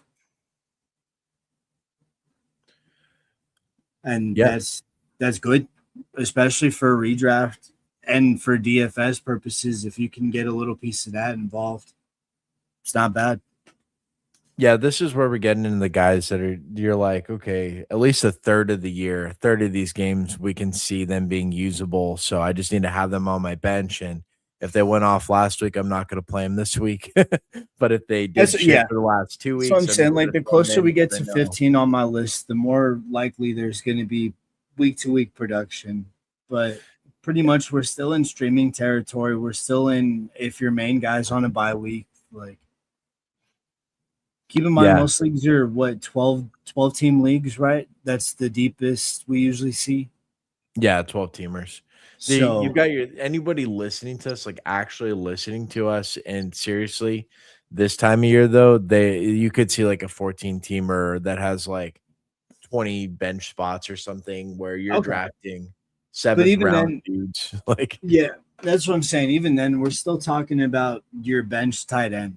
Like, yeah, we're yeah, not in the starters unless there's some dickhead at the top who drafts like three of the best tight ends just to be an asshole. yeah, yeah. That happens in best ball a lot. The bully tight end strategy where they'll just nab Bowers and Loveland or Bowers McBride right away. And then take a If third later for no reason in like the you know what, 10th round. man, I'm gonna be honest. They might be fucking themselves getting in so hard on the Bowers train. Of I those two see. tight ends that early, yeah. Like you get I the same see a thing with few Loveland to begin with. situations where Bowers just kind of flops. Yeah. No, Realistic ones too, like really realistic ones. we'll But get I'll to get the into it. yeah, for Yeah, but that I'll for get into it. yeah, I was like, yeah, we'll probably cover that in the show. But that's interesting there.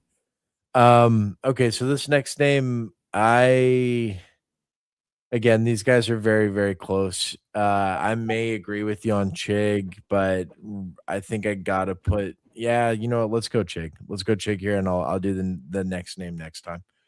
I Chigo agree with your Konku. thoughts overall on Chig. I think that he profiles as more of an explosive receiver on a team that is going to be void of having trusted explosive options. So it's going to be McLaurin. David Blau, I think he's the new head coach. I might be mistaken. It definitely is going to control the offense. Young gun out for hire, McShanahan tree, widely sought after name. It's going to run the offense. So he said that goal number one this year is 10 targets for McLaurin. Um, if they didn't bring in like any competition, they've got some second year players, Jalen Lane. They brought in like Antonio Williams. They drafted him rather. The running backs is like a three-headed committee. Rashad White's gonna get 4 or 5 targets out of that backfield. So over and then Jaden Daniels, what is he throwing like 25, 30 times a game? But I don't see him throwing a whole lot. So what's left for Yeah, Chig? He's probably the second or the third target on the team. Got to be one of the more explosive options. We could see him downfield, can catch touchdowns. I'd like him a lot, and I like the Commanders' offense to be if Daniels doesn't get hurt. That is, I like him to be like a top 7-ish offense in the league. So he profiles really well. It's got to have his spikes. I think this is about where in redraft you get comfortable streaming. This is a guy that if there's a plus matchup or just a bad defense in general, he could exploit it. So he's worth the dart throw in a DFS. Best ball, certainly where he goes, like pick 150, 160. Phenomenal addition as a second tight end. Pretty good option if you're going to add him and like a Hunter Henry or add him and a Dalton Schultz. Get your Thunder and Lightning in there as like a ceiling performance guy like Chig, and then more meat and potatoes dude like Schultz. Like he pairs well with with all those kinds of builds. Yeah, so I like him where he goes. I just overall, it's McLaurin first in that offense, and then the run game. I don't know how much is going to be left. So, 19. Who do you got? K. Dot. Yeah. Okay. Jeez, where do we even have on? Fuck, another oversight here. Okay, go ahead and go on K. Dot, and I'm gonna kick out Mike Gesicki. It's just super consistent week to week production. Baker's going to use him in the red zone. Yeah, good option. Like I don't like him too much. Obviously, he's 19th, but Yeah. if you end up with K. Dotton as your tight end too, you're not in the worst position of all time. Yeah, I did the do-si-do with him. I put him at 25 over. I put him ahead of Tonjes. I think that Otten last year we saw when one of Evans or Godwin, especially Evans went down. Auden became like this volume sponge in the middle of the field. Now he got a surprisingly low amount of touchdowns, what I thought he would be. Someone like Evans goes down. It's a really big body in the red zone. You just think your tight end Baker would was step hurt in. too. Yeah. So he didn't have a chance to shine as much as he could have. This is, of course, a year without Mike Evans. So we're looking at Chris Godwin probably being the number one receiver, Egbuka being the number one, if not like a 1A, 1B, between those two. One more in the slot, Godwin, one more on the outside, Egbuka. What does that leave Auden? Well, I think he's kind of left out because these are inside out players fundamentally to me. And I don't think Auden's lining up on the outside too much. But he's going to have his role, and Egbuka showed himself to be a little fragile. We know Godwin is fragile, especially at this age. So Auden will get on the field at some point. And for best ball, to me, that is always money when you have an 18th through the 20th round pick that is going to see, fuck all 90 full PPR points, 100 full PPR points. He had games last year where I think it was like 8 to 10 targets. He represents true ceiling at the tight end position very, very late in drafts. For redraft, to me, is a solid streamer any week. And the later the season goes on, he's going to become more valuable because of the fragility at the wide receiver position in Tampa Bay. You're right to point out Baker, though. We see Baker get hurt every year, and yeah, that does kind of limit the offense's upside as a whole. So, I do like Otten overall, though. So yeah, that's where I'm at. Next guy for me. This is kind of tough. If I look at my heart of hearts, thought a lot about what you said earlier with Isaiah Likely. Yeah, I'm gonna back off his ranking. I'm gonna put him behind this. The name after this kind of feels weird, but yeah, let me get Likely down in here. We already went on at length around him, so I won't say anymore. 18. Who do you have? Barner from Seattle. Just keep forgetting names. All right. The list I initially pulled from wasn't that good, though. All right. What do you have to say about Barner? Just in a really good situation.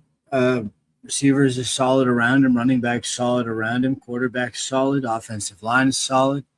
All of that works out to tight end. We'll get about, 5 to 7 targets a game.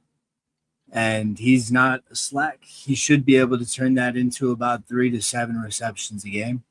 And in a PPR, that's pretty good stuff, regardless of the yardage of the touchdowns. Keep in mind, I don't believe in him too much. He's still a streaming option. Tight end 2 for sure. You don't want him as your starter. But if you end up with him on your roster during your bye week, or if your dude gets hurt, it's fine. It's fine. Yeah. You'll be all right. Name that surprised a lot of people last year because the year before that, I think they were trying to make Elijah Arroyo work as a rookie, and then they had the Noah Fant situation before that. So AJ Barner, always like the second tight end, kind of came out of nowhere, emerged last year, though there were people in the basketball community even talking about him before the season. So just if you watch the Seahawks, you watch the film from the year prior, you could see that this kid was flashing. He was doing a really good job for them, despite all the supposed what's the word I'm looking for? Lack of confidence at the position for guys like Arroyo and all the rotating bodies they had. Barner stood out and was reliable, solid, and then gives us like a 130-point half PPR season last year. Lots of touchdown upside with this guy. And can be like a 4 or 5 catch a game asset with a similar amount, like 30 to 50 yards. So yeah, good enough at this back end. Completely left him off my list, though. That's how easy he is to overlook. And I guess when it all is factored in, I got him right around Schultz and Juwan Johnson, just right in there. I think he's a little more. I think he's a little more of a ceiling and a little higher floor than Schultz because I just like the offense better and the opportunities better in Seattle than Houston. But I look at him about the same type of player. In redraft, I know if I had to throw him in there as a streamer, regardless of the matchup, he's liable for that like I said, 3 to 5 catch game and a touchdown. So like the pick. And for the price in best ball around pick 170, yeah, he's pretty good. 2-3 tight end rooms. Definitely like the addition late. All right. So I guess next here I've got Hunter Henry. Hunter Henry. There was a period of this guy's career when he was with the Chargers early on that people were talking about him like he was Gronkowski. He was the top 5 tight end, all the talent in the world. And to me, I don't think I ever he never delivered on that, like on a season to season basis. He's never been in the Mark Andrews, Travis Kelsey discussion, anything like that. But year in, year out, I keep drafting Hunter Henry in round 15, round 16, and year in, year out, I get 150 free points at the tight Yep. end position because I know this guy's going to catch 8 touchdowns, and I know he's going to be involved on the offense. Where like whoever's throwing it in the Patriots offense, that Hunter Henry's going to be involved. I did see him lose meaningful red zone looks and other targets to Austin Hooper last year. Hooper, kind of like a journeyman tight end two in the league, not particularly good. No one to be losing red zone looks to, but it happened a lot, and that's kind of the NFL this time as they spread targets to tight ends, like we're saying. So I can see Hunter Henry not have the absolute ceiling that he used to, but this Patriots team, we like him a lot. And I think he's still going to be right there in just what we're saying with the rest of these guys, 4 to 6 targets. But he's a little more likely to catch touchdowns, in my opinion, than some of the other names around him. I think he's a much bigger goal red zone threat. So I like Hunter Henry a lot, where he's going in best ball and redraft. I think is a solid streaming option. I wouldn't draft him, but I'd definitely throw him in there if I had to, especially if the matchup was good, because the Patriots do exploit that. All right. Yeah, I got him ranked a little higher than you do, but Yeah. Agreed. Cool. Who do you got next?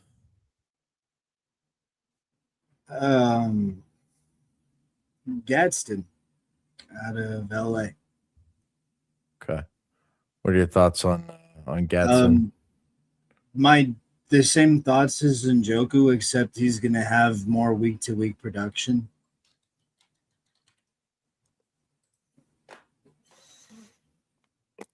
Same. So Njoku, but good offense. He's just going to be used a lot more. And that's why he gets 15 spots up on the list, whatever it is, 11 spots up. Man, I'm just on a roll. This is another name I completely left off this list. Now I got to figure out who to just kick out completely. Who to hit eject on? Is it the Jester Gunner Helm? Not Sadiq. Fuck this guy. Sorry, Sadiq, you're out.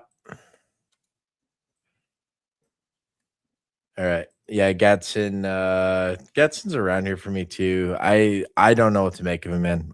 He's a player I just don't fucking know.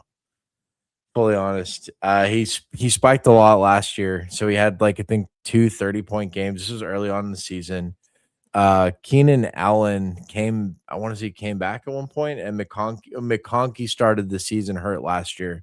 came back halfway through at fuller strength, and then they had target problems figuring out who to feed between Keenan Allen, Quentin Johnston, who just still came back strong with the phenomenal campaign last year. A lot of people were out on him, and he just showed everybody up in his year two.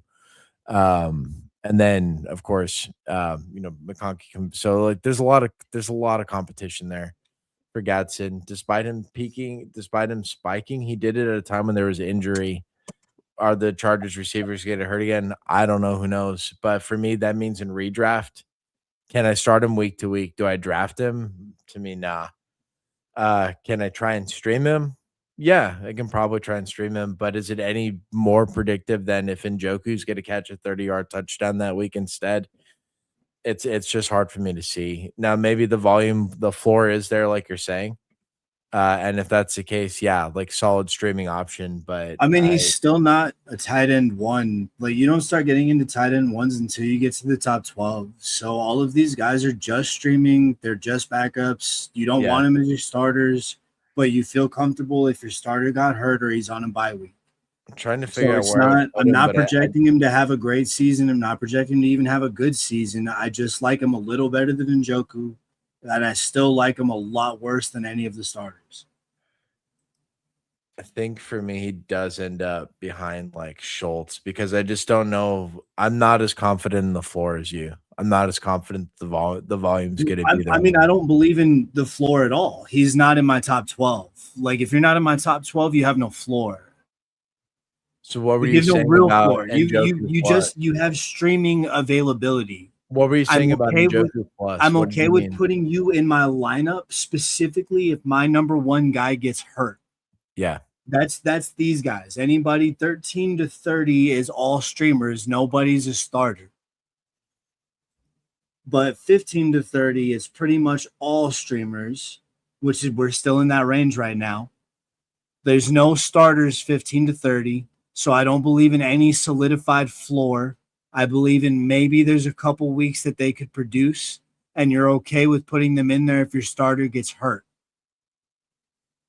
But there's no floor until you get to like the Mark Andrews range, Dallas Goedert, Sam Laporta, Fannin, Kraft. Like that's you don't start to get the floor. It's like gold compared to this tier, and they're only a few spots apart too. Okay, but you also got to remember that the top 10 of tight ends are actual names that give you both ceiling and floor.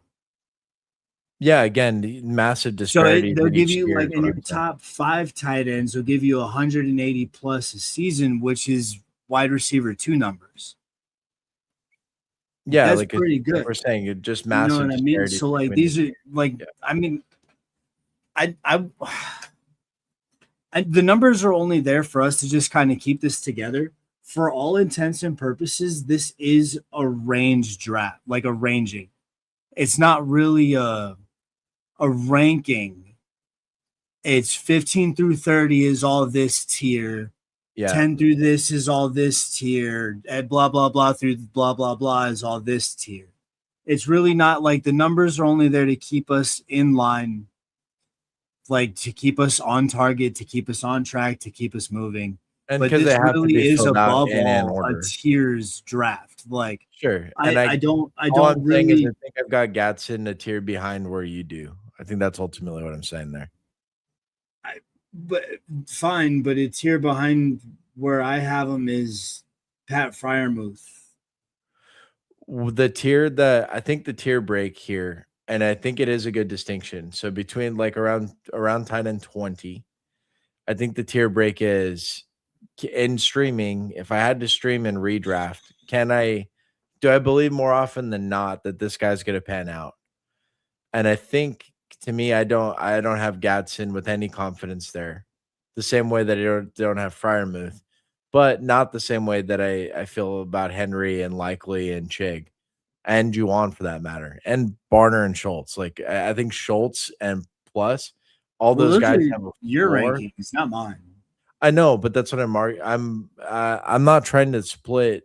This guy should be 16 instead of 17 with you. I am trying to say I don't know if you can even stream Gadsden with any confidence any given week. It's going to be so hard to say. Can I actually start a Rondé Gatson this week? Well, you're not DFS phenomenal starting a play. Rondé Gadsden. You're streaming a Rondé Gadsden. If your Well, starter gets hurt, then it's you don't kind of a have a useless choice. distinction. I'm just saying he's in You the don't starting have a lineup. choice is the Well, sure, but you have distinction. to start him, and No, no, I'm no. saying But it's the distinction is a but you do starter. have You a have a choice. You have a choice. choice You between have a him and choice, and Garner or you him and choose to Schultz or him start and these guys. Johnson. No, You have you a don't choice have a between all these starter guys. until you get into the Otton. top 12 because you got to remember leagues are 12 teams deep, so your starters are 12 and above. Well, that's not how I meant starter here, Goo. Like I was just trying to say he's in the starting lineup, so he's starting for me that week. That's kind of a useless But you don't have a distinction choice. there. That's what a stream is. You don't have a choice but to play Fine, these guys. then I'm saying you can't stream him because I don't have any confidence any Well, given then week. why of is he actually on winning your more than list? Because you have him on your list too. because for the best ball context where he goes is now pick 150, and I think he's worth the pick there because I know he's going to get some spike weeks. I just Look, don't know man, when. 15 through 30 is just streaming options. Like it's not, these aren't the guys I you think want. he's a tier behind a streaming option. Then I he's the wouldn't. I don't think he's 31st a best streaming tight end. option. Then he's the 31st best You're tight end. saying the whole 15 to 30 range 15 is through 30 streaming is all streaming range. You and don't want redraft any of these and guys as your redraft. I starter. would You don't never, want a single one of these guys stream as your Dawson starter. Knox. There's like You don't no reason in you don't want to. ever. Evan Ingram streaming and That's redraft. I what would never streamers stream are, him. though. It's when your starter goes down and you don't have a choice. Well, then You that's have to more. put these That's guys. tight ends 13 through This is it. 24. You need this. Like you have to put these guys No, up. because like you already said, it's a 12-team league. How many people roster more than one tight end? Not a lot. So you'll get like these last like 8 really is like where you're picking from. And Oh, for well, you, then we that should have includes started at Gadsden. 24 and called it a day. But we're already where we are, so we just got to call it what it is. No, I'm fine. I'm fine. I'm just saying, like, to me, he represents the tier behind where you have him. I don't have confidence that I can throw him in my lineup and redraft. You do. All right, I don't agree with you, but we got to move on. We've spent way too much time on Rondé Gadsden. Yeah, I don't know why he did that.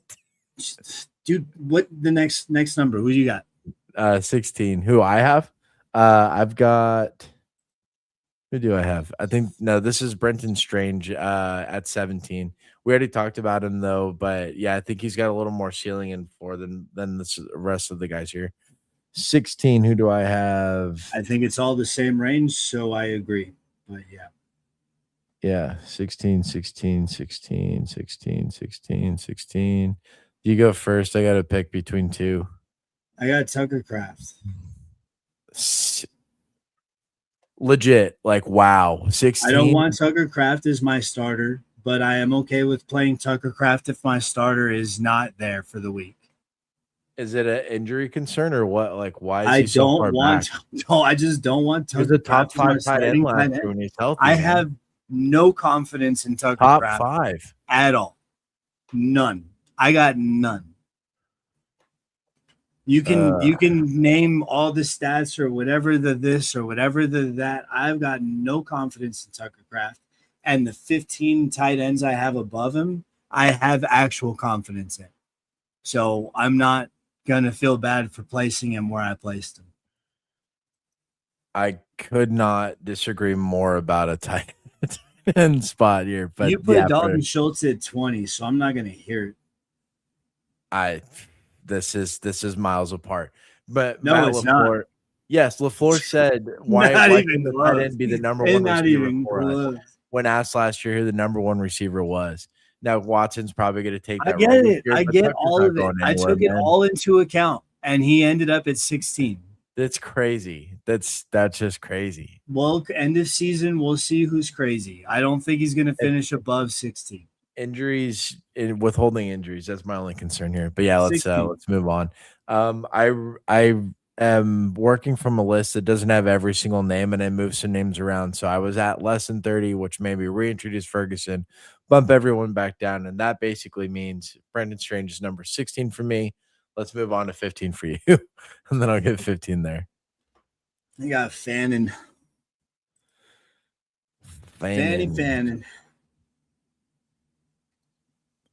This is about where you start getting into, like, if you're going to roster a second tight end, this is the range of tight ends you want to look at. Tucker Craft sadly is in that range. I don't believe in him, but you should have him on a roster. Yeah. Yeah. Fannon's really good here. Fannon's in that same range. Yeah. Did I Getson? I did. So yeah, he's good. And then, like I said, the closer we get to 15, right now we're at 15. I do start to believe that there is legitimate weekly production, both with Kraft and with Fannin. But I don't believe that they're going to have the ceiling breaks that the top guys are going to have, or the other guys that I'm going to name are going to have.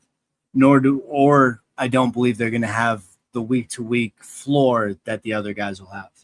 And I'll differentiate who I believe will have the higher ceiling and who will have the higher floor. And that's why I have these guys ranked where they're at. That'll make sense. I promise. I think I was tracking. I'm still moving names around here, so let's skip to your 14. 14, Sam Laporta. Oh man, okay. The Harold Fannin ranking, by the way, will hurt a lot of people's feelings. Why is Sam Laporta back Wait, at why? 14? I'm saying that Fannin will have week to week production with some ceiling games, and you'll want him on your roster. Why would that hurt people's feelings?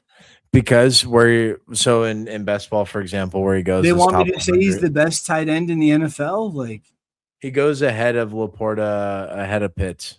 Would you say there's a big? You don't say there's a big difference between those two. no, the problem But with people, yeah, tight end tiers are whack because like once you get off the top 3 tight ends, there's a huge drop off in production. I still think there's a much more nuance this year than there was before. I think there's like Right. 5 or So that 6 might different spread to tiers. 6. Yeah. Okay. So that's where I'm at 6. Yeah. That might Yeah. spread to the top 6 will be in a different tier. And then 7 to 12 will be in some sort of middling, like 170 to 185 points they might get. But then after that, you're looking at maybe 140. And that's at best between that like 13th to 30th range. And then that's going to close out with like a 75 point, floor. Yeah. So it's like tight end. The reason that tight ends, it seems so weird when you have this guy ranked this guy ranked here. It's just how many fantasy points he's going to end up with at the end of the season. I'm not necessarily saying that I believe Fannin or Laporta is the better of the two, though personally I do believe it's Laporta. Yeah. Just a little more established. Yeah, and he's gonna get that Drew Petzing bump. Assuming Petzing drives the offense to the tight end the way he's done at other systems. McBride's year last year was fueled in part because that's just the way the offense was set up. Laporta being back this far is unusual for best ball rankings for sure.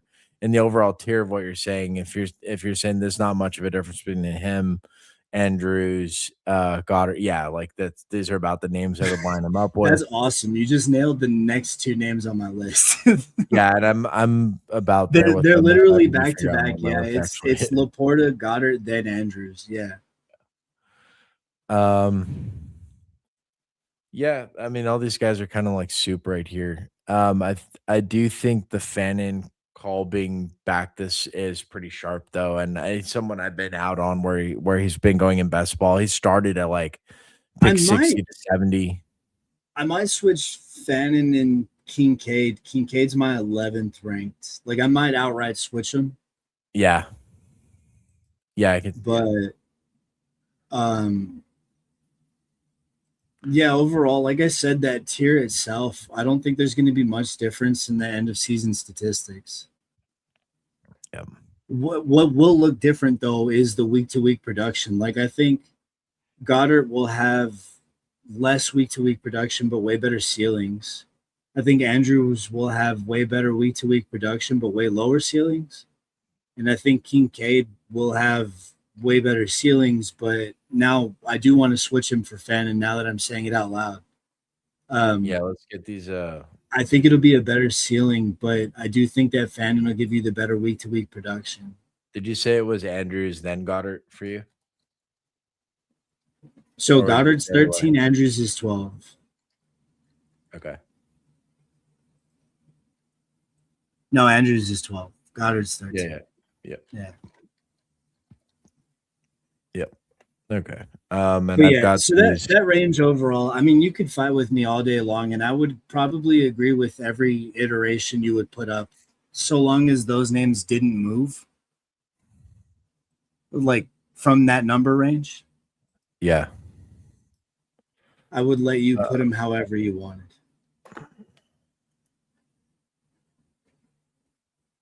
for me, this next one is I think Kincaid. Fannin. If Well, Kincaid now was I might healthy, switch Goddard and Fannin. yeah. So I've got my next two names. For me, it goes Kincaid, it goes Andrews, and then Goddard. And actually, if I'm being honest, uh, sorry, there's one more name that belongs in the middle of all this that you're gonna dislike. Jake Fergo.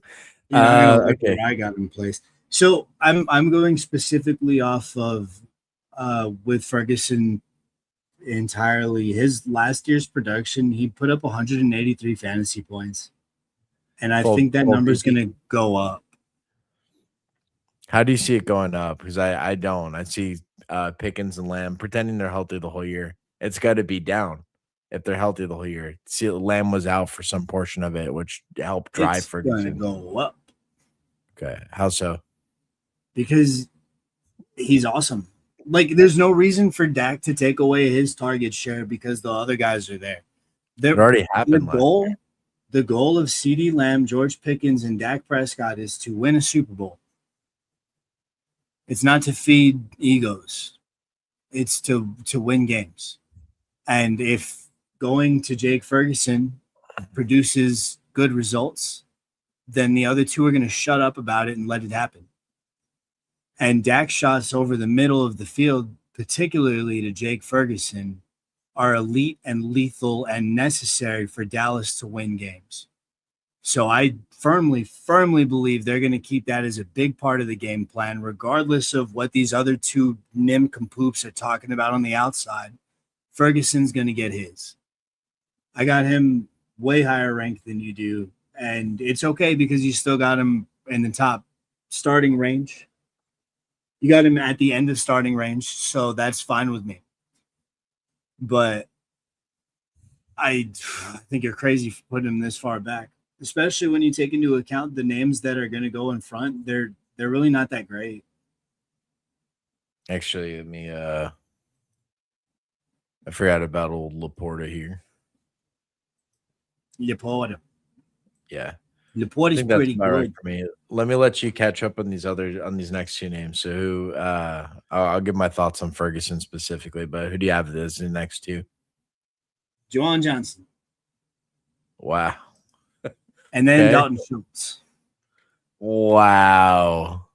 And it's the same reasoning for both. There's legitimate week to week production, and their quarterbacks feed them just enough that I think there's going to be some ceiling games that you're going to want to get a piece of. But these guys will finish probably somewhere about 160 fantasy points scored, and that's where you want them. I could not have either of these guys above Tucker Craft. To begin with, like Goddard to me is also he's gonna catch like 12 touchdowns this year. It's no AJ Brown, so and he had like 11 touchdowns last year. There's 42 new receivers in Philly, so we'll see what happens. And there's like two new receivers in both. There's like Three new 57 receivers, three new. in fact, they're new players. All of them are receivers. Like, they didn't draft anything else. It's just one receiver every round. In That'd be fact, pretty then they sweet. traded their entire offensive line for 6 receivers. That's gonna go well. If they were And all then they Malachi Field traded size. their defensive back crew, except for the 2 exciting whites, for receivers. And then they replaced their receivers with the defensive line. Well, they replaced those receivers with the two exciting whites, and then they brought two new receivers in to replace those guys. Oh, so So it's just DeJean Cooper at both? Cooper DeJean and Reed Blankenship running back there with a bunch of receivers. Yep. So I like Goddard, but he's in the 13th spot, right? he's got to be the number Where do I 2 have him target. now? He's got to be 13. the number 2 target on the Eagles. He's got to be the red zone guy. He's got to be on the field all the time. He's fine. Stowers can't block, so he's just going to be out there. I really, really, really like Dallas Goedert, especially in best ball. Best ball, he's going like pick 120, 130, smash it every time. You could take no tight ends through the first 12 rounds, grab that guy on your way out. You're going to be just fine. Corner can be the cornerstone of your room, or can be an absolutely solid tight end too. Addition. Fergo really goes later, and he's going to have a better season. Rexy says. Disagree. I think Ferguson will be like a notch behind these guys. You're on crack, brother. Not on crack. I just don't see the touchdown equity that the other two that Goddard and Andrews specifically have. I do see the target volume being similar. And I like the offense, obviously. It's the 8 targets a game. It's anywhere between 6 to 8 targets a game that have me shitting my pants. Like, I don't think he's going to get 8 targets a game, and I think 6 will be the higher end of things. I do think he's going to get 8 targets a game. I think Dallas is going to run a ton of play action. And I don't know, man. We're both sold on Flournoy. Huge benefit. We know what Lamb's going to like. And I know you're saying like the goal of Lamb and Pickens is to win a Super Bowl. It's winning. It's not the fact is they're still good average like 15 to 20 targets a game between the two of them, right? At the very least, right? Yeah, but Dak's going to throw like 45 times a game. So Ferguson maybe like 6 or 7, but there's a lot of targets to go around in Dallas. Like, you got to remember, we run like 75 plays a game. Like, that's just an actual stat. Does he out target Andrews? Andrews with no likely, and the only other legit competition being Flowers. I don't know how to judge the Ravens offense ever, because the running game is so prominent there. I don't know how much they're going to try to feature Lamar's arm. I don't know. Yeah, I can see variability with all these guys. Andrews ranked pretty high. I just don't have him ranked as high as Fergo. Like, you do want Andrews on your team, but you don't want him more than Ferguson. All right, who do you got next? Where are we at? 9? No, we just did. 8, I got Hunter Henry, and it's because his production last season was fucking honestly pretty stellar, and the schedule may have gotten a little better, but it didn't get much better. Yeah, and Drake May's still going to be looking to target with him. The addition of AJ Brown might open him up rather than take away some target share. I have seen that effect happen for tight ends over the years, but we'll see how it goes overall. I just think that Hunter Henry is going to be a really solid and safe pick for you for tight end. I'm still messing around with the tight ends on the list, so let's get to number 7. Who do you have? Loveland. Loveland at number 7. Where's he supposed to be? He could be the tight end 1 this year, dude. So you want him above Bowers, McBride, and Warren? I think he could be I think he's easily number 3. I think he could be the tight end. So you want him above Warren for sure. Considering how fragile the Cardinals and Raiders offenses are going to be, I don't think he's a talent better than Bowers, like athletically, but I think he's every bit I think he's a better route runner and receiver. And I think this isn't about any of that. This is about how many fantasy points they're going to score. Yeah, I'm giving you all the reasons why he's going to score more than those other two guys potentially. Plus, he's on the Bears instead of the Cardinals or the Raiders. Yeah, I don't see it. You know, they just lost DJ Moore. And he was already like the leading target. The Raiders have nowhere else to put the football to except for Michael Mayer. but they don't have to get it there. It's a quarterback room with a rookie and Cousins. They kind of got to get the ball somewhere. They got to Well, get that's what these we dudes said with some Geno confidence. last year. That's what we said Geno and Bowers last year, and Bowers was a huge disappointment, despite being amazing. And he's the best player on the field, but they just couldn't get it there. And that's a massive difference between Okay, the Kirk Cardinals, because the Cousins Cardinals is have the not same Geno situation going Smith. on. So the Cardinals might be starting Beck by the end of the They've year. invested way too much into the quarterback situation for you to be this pessimistic about what they're going to try to do with their offense. I just can easily see Loveland being a very steady and fruitful 8 to 10 targets a game with a touchdown or two. I agree. I want him to start. And whereas I could see the Raiders offense He's stalling out clearly enough. in the range of starters. Even in an 8-team league, he is a starter. But There's okay, so no hate thrown your his way. tier can't be He's the a whole starter 1 in through an 12. 8-team league. That's Is your insane. That's tier good. 1 through 12, this whole tier is the same to you? No, not 1 through 12. 1 through 4. Nah, 1 through 5 could all have the same week. And you don't think Actually, Loveland hang on. Yeah. Fuck me. I've had to move a lot of names. 1 through 9 could all produce the same ceilings and more than likely will produce the same floors. No, there's no world where Dalton Schultz and Hunter Henry are giving you the same floor ceiling outlook as Colston Loveland.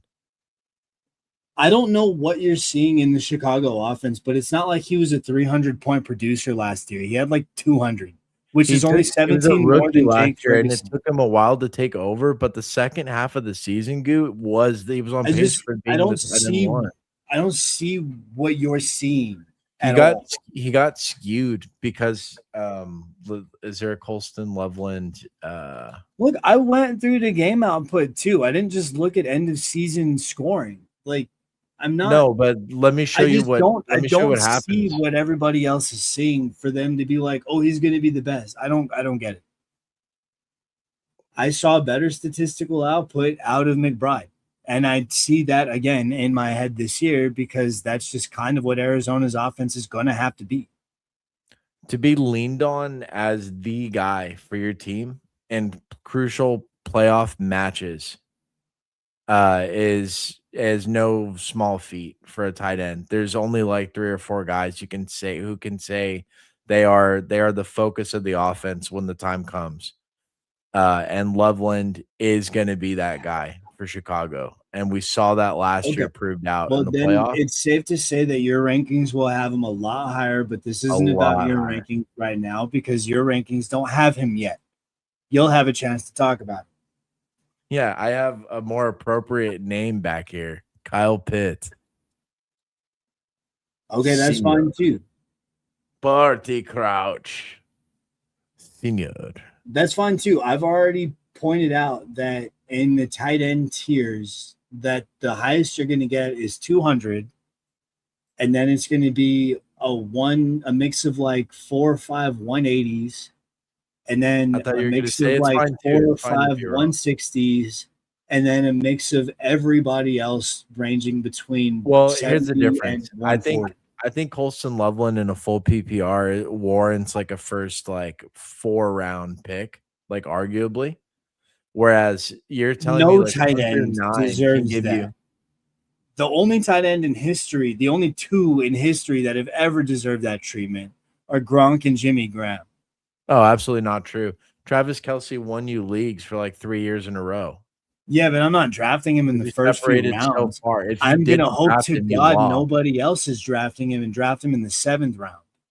Well, if you didn't draft him, you lost for like 3 years in a row. Mark Maybe Andrews you did. I didn't. I didn't have that issue. You might have had that issue. But I was winning leagues throughout that same thing when he had his ceiling week too. So he was a big part of that. And like honestly, man, the pace Tucker Kraft was on last year before he got hurt. We were seeing the same thing. I've got it way different. Let me just comment on Kyle Pitts here. Kyle Pitts is probably going to be the number 2 target on the Falcons. He's behind Drake London. London is going to command 30% of that target share. Kyle Pitts will be right behind him, probably between 20 25. Legit wide receiver 2, wide receiver 1 numbers from him. His problem is, of course, Tua's throwing him the ball and then Penix potentially afterward. We don't know how successful they're going to be. Offensive line doesn't look to be that great. The offense as a whole could surprise people, but it's going to be a bad defense. So we think they're going to be on the field a lot. But what's the scoring opportunity really like for these guys? On an overall net bad team, Stefanski gives you hope, but more as a defensive play caller, or at least it's what he's been associated with, is like tough, grinded out teams. Be hard to see him giving Tua like the full reins to just unleash the air raid here.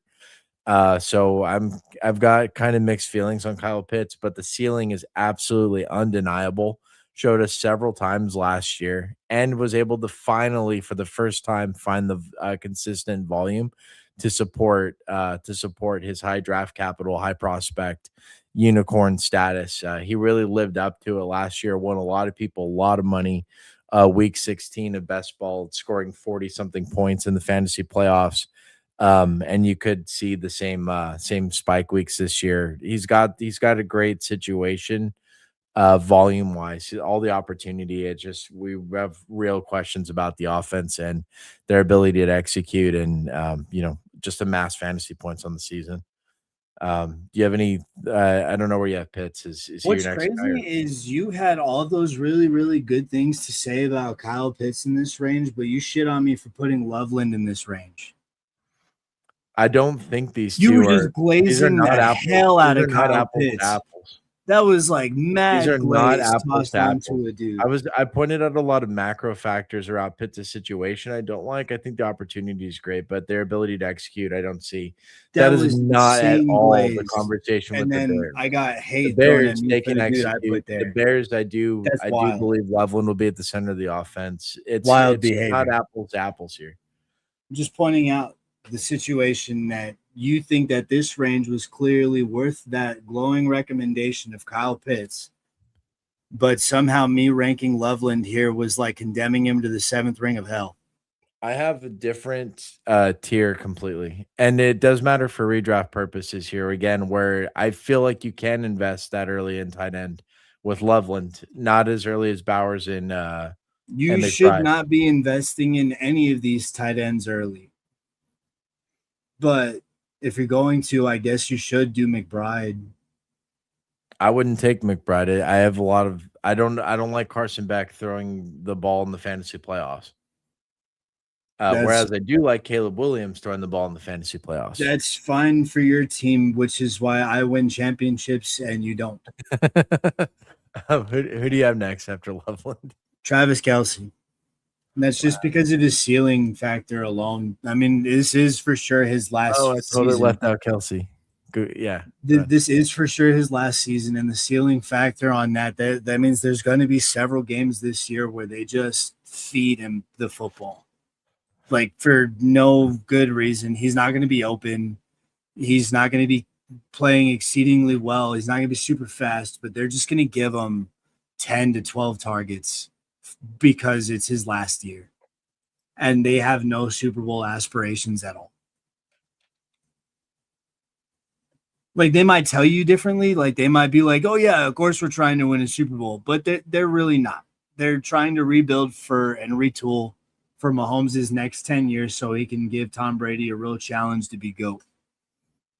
So this is just about stat padding Kelce and setting Yes, him up. 100%. His ceiling is just it's going to be it's through the roof. Nice. Ah. Nice. Wubba dub.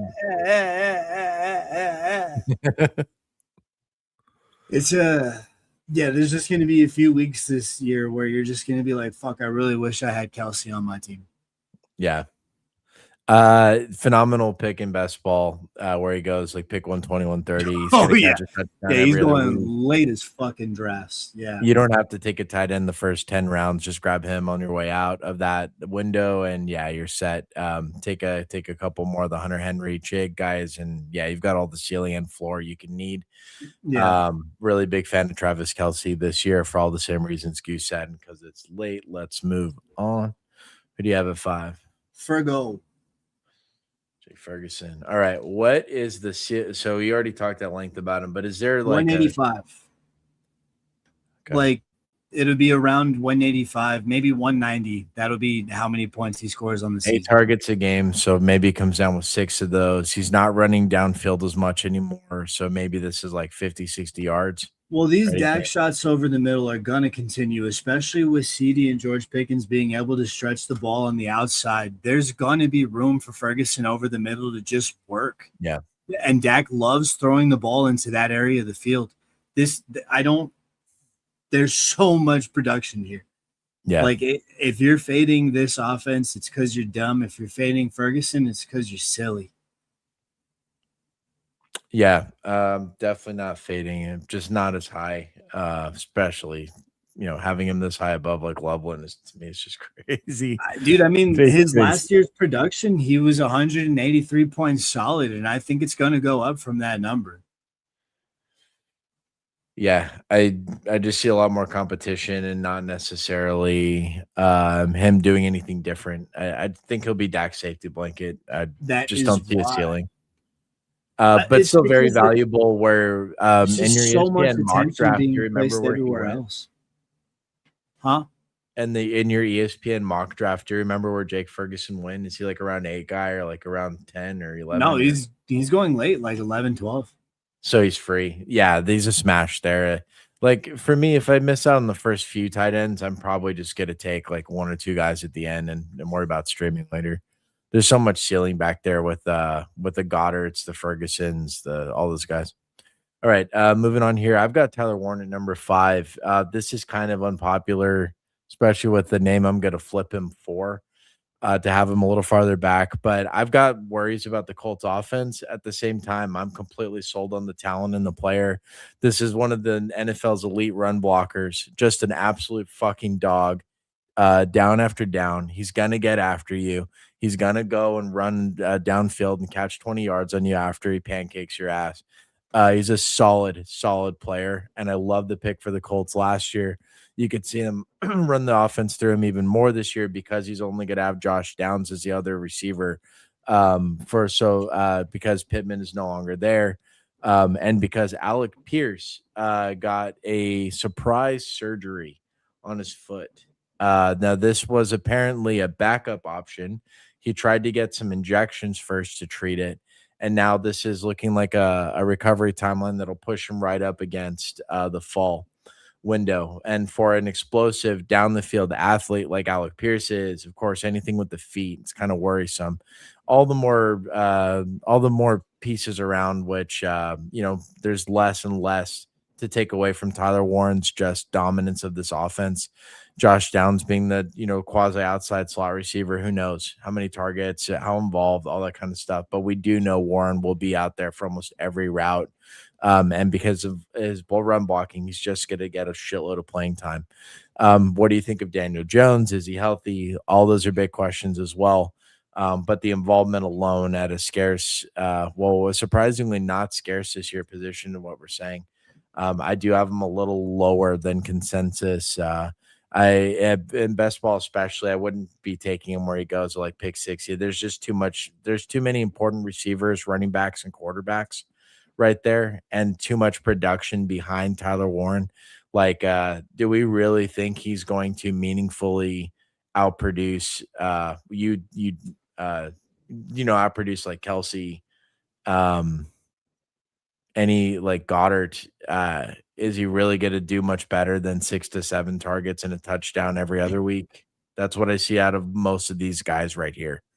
So not sold on an absolute ceiling, but is a solid player, very good all around. I just can't see taking him where he goes. He just goes too early for me without the absolute ceiling of the rest of the guys on this list. Agreed. Do you have him next? No, I have Kyle Pitts next. Wow. Okay. Anything different than what I said about Pitts? You're more bullish on him for sure. No, I was not bullish on him at all. I just thought it was ironic that you had all those really nice things to say about Kyle Pitts, and you made it sound like I was giving Loveland like redheaded stepchild treatment. you put him after. I put him at 7. You put him behind Kelsey and Jake Ferguson, dude. What do you want from me? your honesty, so What do I'm you getting it. What do Yeah, I you want want your from me? honesty, so I'm getting it. Like, So God. then what? So then what's the problem here? I don't have You any asked. problems. It's just You all in asked. fun. I'm We're just giving. talking about rankings. It's just so surprising. Like You asked. I'm giving. I'm giving up. I'm telling you what's gonna happen. Now the the only only reason I value is think indifference, you no, know. so So the like, reason I got Kyle Pitts ranked above these yeah, dudes is just because I think that his quarter his quarterback situation got slightly worse, which means that he's gonna get force fed the football a lot. yep, yep, And I'm here for it. I want all of that. Now that yeah. being said, I don't know how often this ball is gonna get to him, but I think there's gonna be about 10 targets a game. Now, how in range, how close those targets are. Like it's Whether or I not wish football had like a shot on goal statistic like they do in Euro football.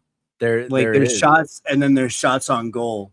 So like a team might take 10 shots, but none of them are within the net range. So like 0 shots are on goal. There are you might like to know this. There is catchable pass metrics. I don't trust that. I want them to start putting it with my regular statistics, not with my advanced analytics statistics. Yeah, that you have to pay for. Yeah, it's kind of a bummer. Does that make sense? Yeah. Like Yeah. if it's not a free statistic, I don't trust the metric. Well, that's how I trust it. I may trust it a little more, but yeah.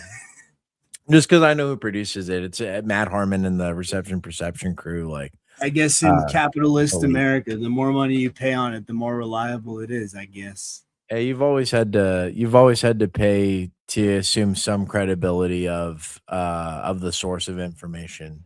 But that's just true. You As subscribe as to much as that drives newsletters. me crazy, but I feel like that's just because of the social stigma that people put on free resources. Well, it's hard. It's hard to be the person who gives top quality stuff for free. It's hard. There's 100 different ways to spin it, and plus, Well, nobody believes in like to be true fair, the freedom of the dude who press anymore. sold the patent for insulin sold it for like $1 because he said it should be available for everybody. Yeah, but that guy didn't have to show And up and do a then, podcast 10 hours a week. You know, that's what I'm saying. Like, he's not reading the news day in, day out. If he had to do any more effort beyond inventing a pill that could then be distributed, maybe he doesn't sign up to do that the rest of his life. Like, if he had to, like, then go make the pill every day or like every, 8 hours every day, like in a newsroom or well, something. I don't know. that never needed to be his place. He just needed to be the guy who put together the chemical compound. Like, Yeah, and there needs to be and someone then it to could be mass read good produced news and because distribute humans good can learn news how and to do good replicate it. reporting, but we don't pay those people any money, so that's what I'm saying. Okay, number 4, moving on here. This one's really tough because in my heart of hearts, I've got to respect. I do have to just respect the law. I can't truly flip where I want this guy truly put him, but this is going to be Tucker Craft right here. I am way, way more positive on Tucker Craft than Goo is. We saw the first 6 weeks of last season him just dominate targets, dominate plays, routes, all of it. Get the looks, have the offense built around him. Looked absolute monstrous, like prime Kittle. And I'm not exaggerating here. This is a very good football player, a very good tight end for fantasy purposes. They've consolidated the offense even more. They have less receivers, less mouths to feed. LaFleur was already talking about this guy as a wide receiver 1 last year. And we don't necessarily think anybody, even now on the team, like Watson included in his healthy and joyous times, is going to even eclipse that target share. This should be a good offense. And with Jacobs in the legal trouble he is, it probably shifts to the pass game a little more. Like you can totally see that. Um, I really love Kraft. I think he's going to dominate. He's a smash, an absolute smash where he goes in the 7th round. I don't know where he goes in redraft, but I will be there if he's going anywhere past like 6th, 7th round. I'm taking this guy. I believe in the talent. I just hope he's healthy in this year and he recovers well. Reports have been good so far, though. So, do you have any different thoughts on Kraft? He's way back here free on 16, so you're probably not anywhere near as bullish.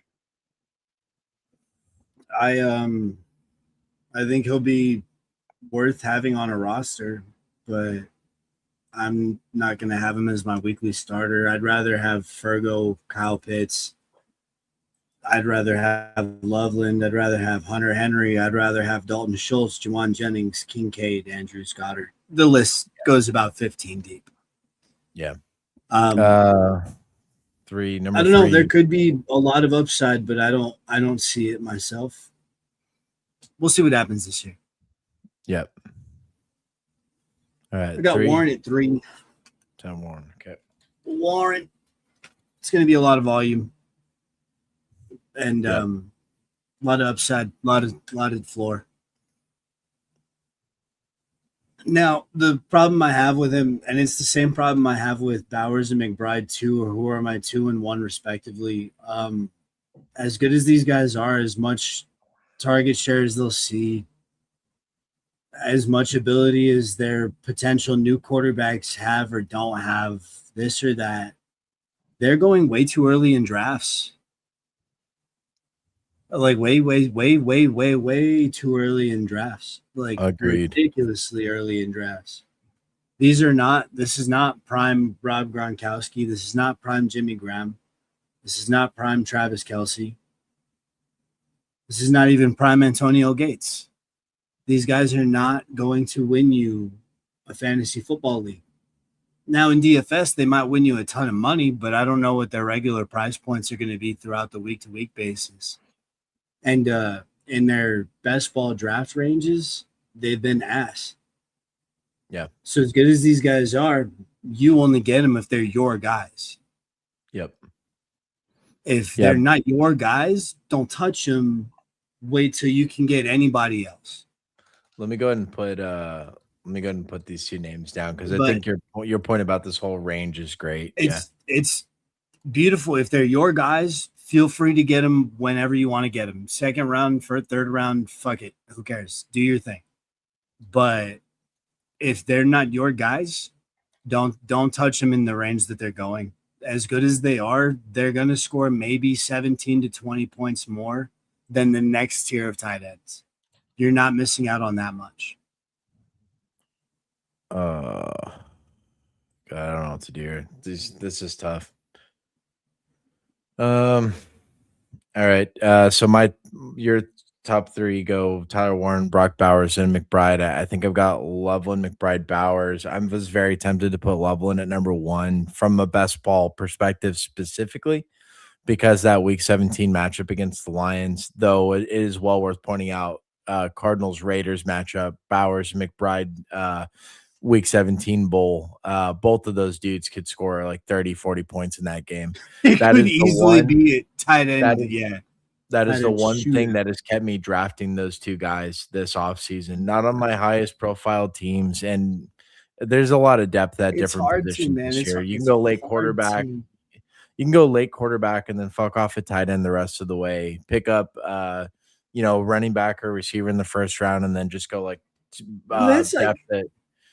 That's just if it works out that way. Imagine if McBride doesn't work out, or imagine if Bowers doesn't work out. It's then easy for me to imagine both these guys not. Like I'm saying, I was super tempted to have Tucker Kraft and Colson Loveland ahead of these guys because there's fully a world here where Cousins is just past it. Like he's past the hill.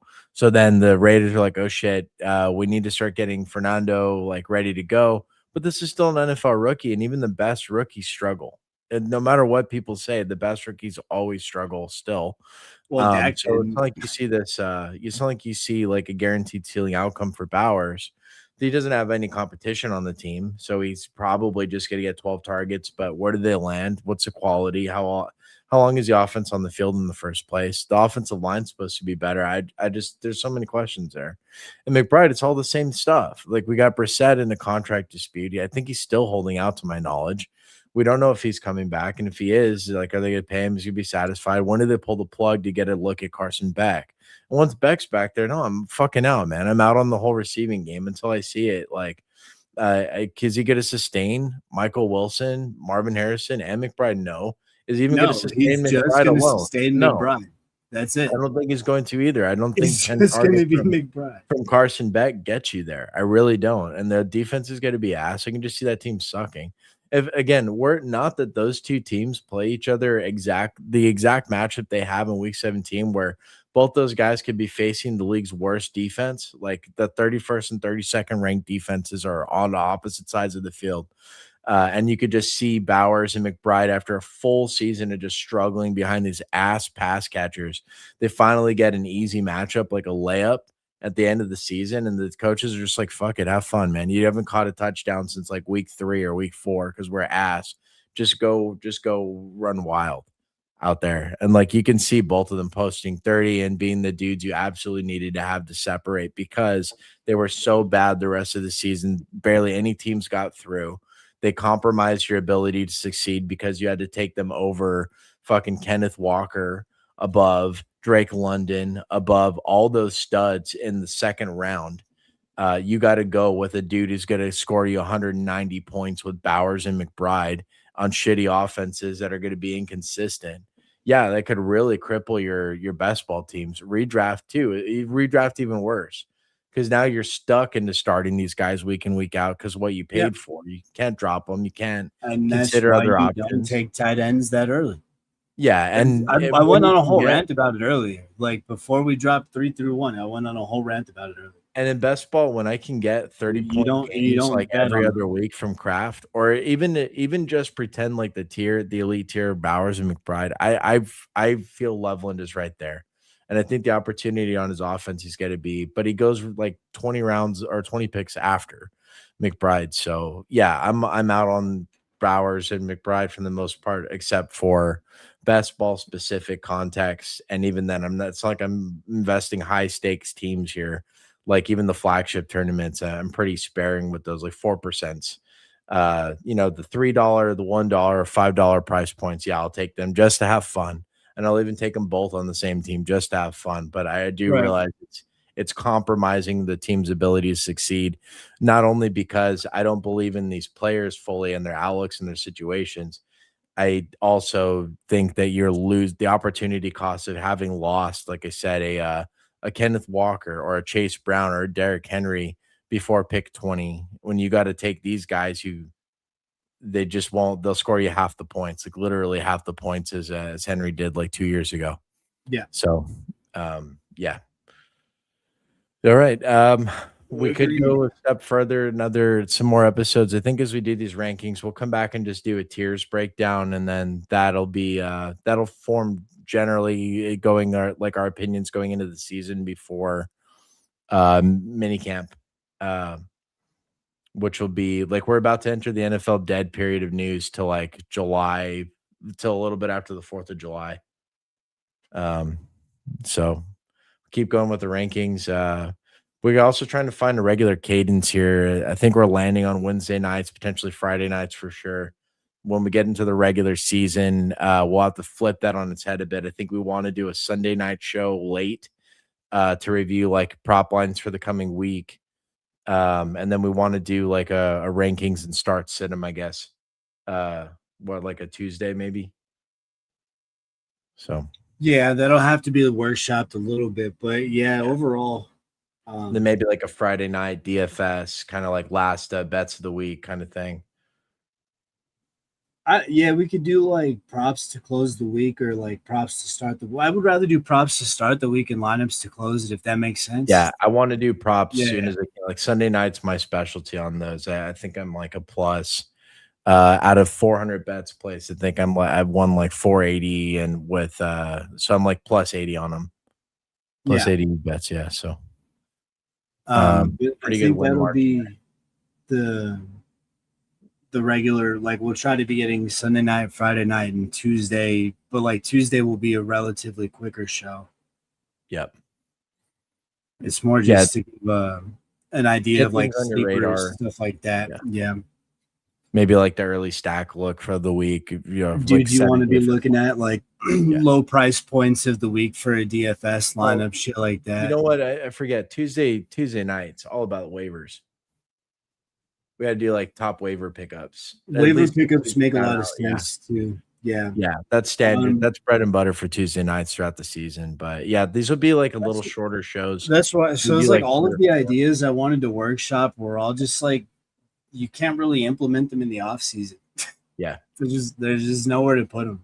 It just makes better content too, because we can give any of our viewers like a few picks to play. That's just more fun to tail guys, right? If they give out a play, you just bet along with them. I do it all the time, and it's pretty fun. So, And then all right, I made note of a few matchups throughout the season that I like. So maybe throughout the off season, we could also go through like games that we like the lines on. yeah, for sure. Yeah, the situation, Um, spots, lines, yeah, all those yeah. kind of best bets, and yeah, So I did it for week one, but yeah, that's something that we can get into as the off season goes along as we get closer to the regular season starting. yep. Um, just a lot of good stuff coming up for you guys. Next show, I think what we'll do kickers, or do you want to do running backs, receivers? What do you want Let's to get do? into the good stuff. Let's start doing running backs and receivers. Running backs and receivers. Yeah. All right. Maybe we'll just split it into we should do 1 through 40 for both of those and then just do plan on two shows, 1 through 20 and a So 21 through yeah, 20. it'll Yeah. be 40 through 20 and then or 40 through 21 and then 20 through 1. Yep. And then that'll be the same for receivers. I made a list of 50, Okay. but Can do. that's a lot. Yeah, no, I'm fine as long as I get my list of names right in the first place. I'm good to just talk it through. I don't spend a whole lot of time prepping because I do all the research and prep and can drill into any of these guys as needed. So it's not going to take a lot of time for me. 50 is good, in other words. Okay. All right. Yeah, and And then then I we can did talk it through on show. 40 running backs, 50 receivers. Yeah. And then at some point in time, I'll go ahead and get it for you for the redraft guys. I'll go ahead and get a defense special teams list going.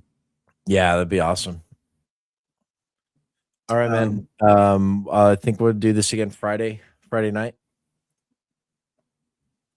Friday night should work for me. All right, cool. All right, guys. If anybody's out there listening, this is an incredibly small channel. We benefit greatly from literally any like, any comment, any subscribers. You'll infinitely multiply our engagement. So we really appreciate anything you can like, subscribe, comments, all of it. Be on the lookout for some shorts, and then yeah, Friday night we got another recording or got another live stream for you. Any final words for the people, Goog? Absolutely.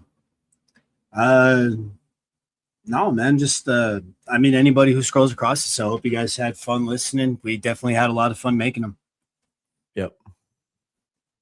All right, y'all. All right. Well, for another episode of the Rowdy Bros stream, this was tight ends 30 through 1. I am Goo. I'm Troy. That's Troy.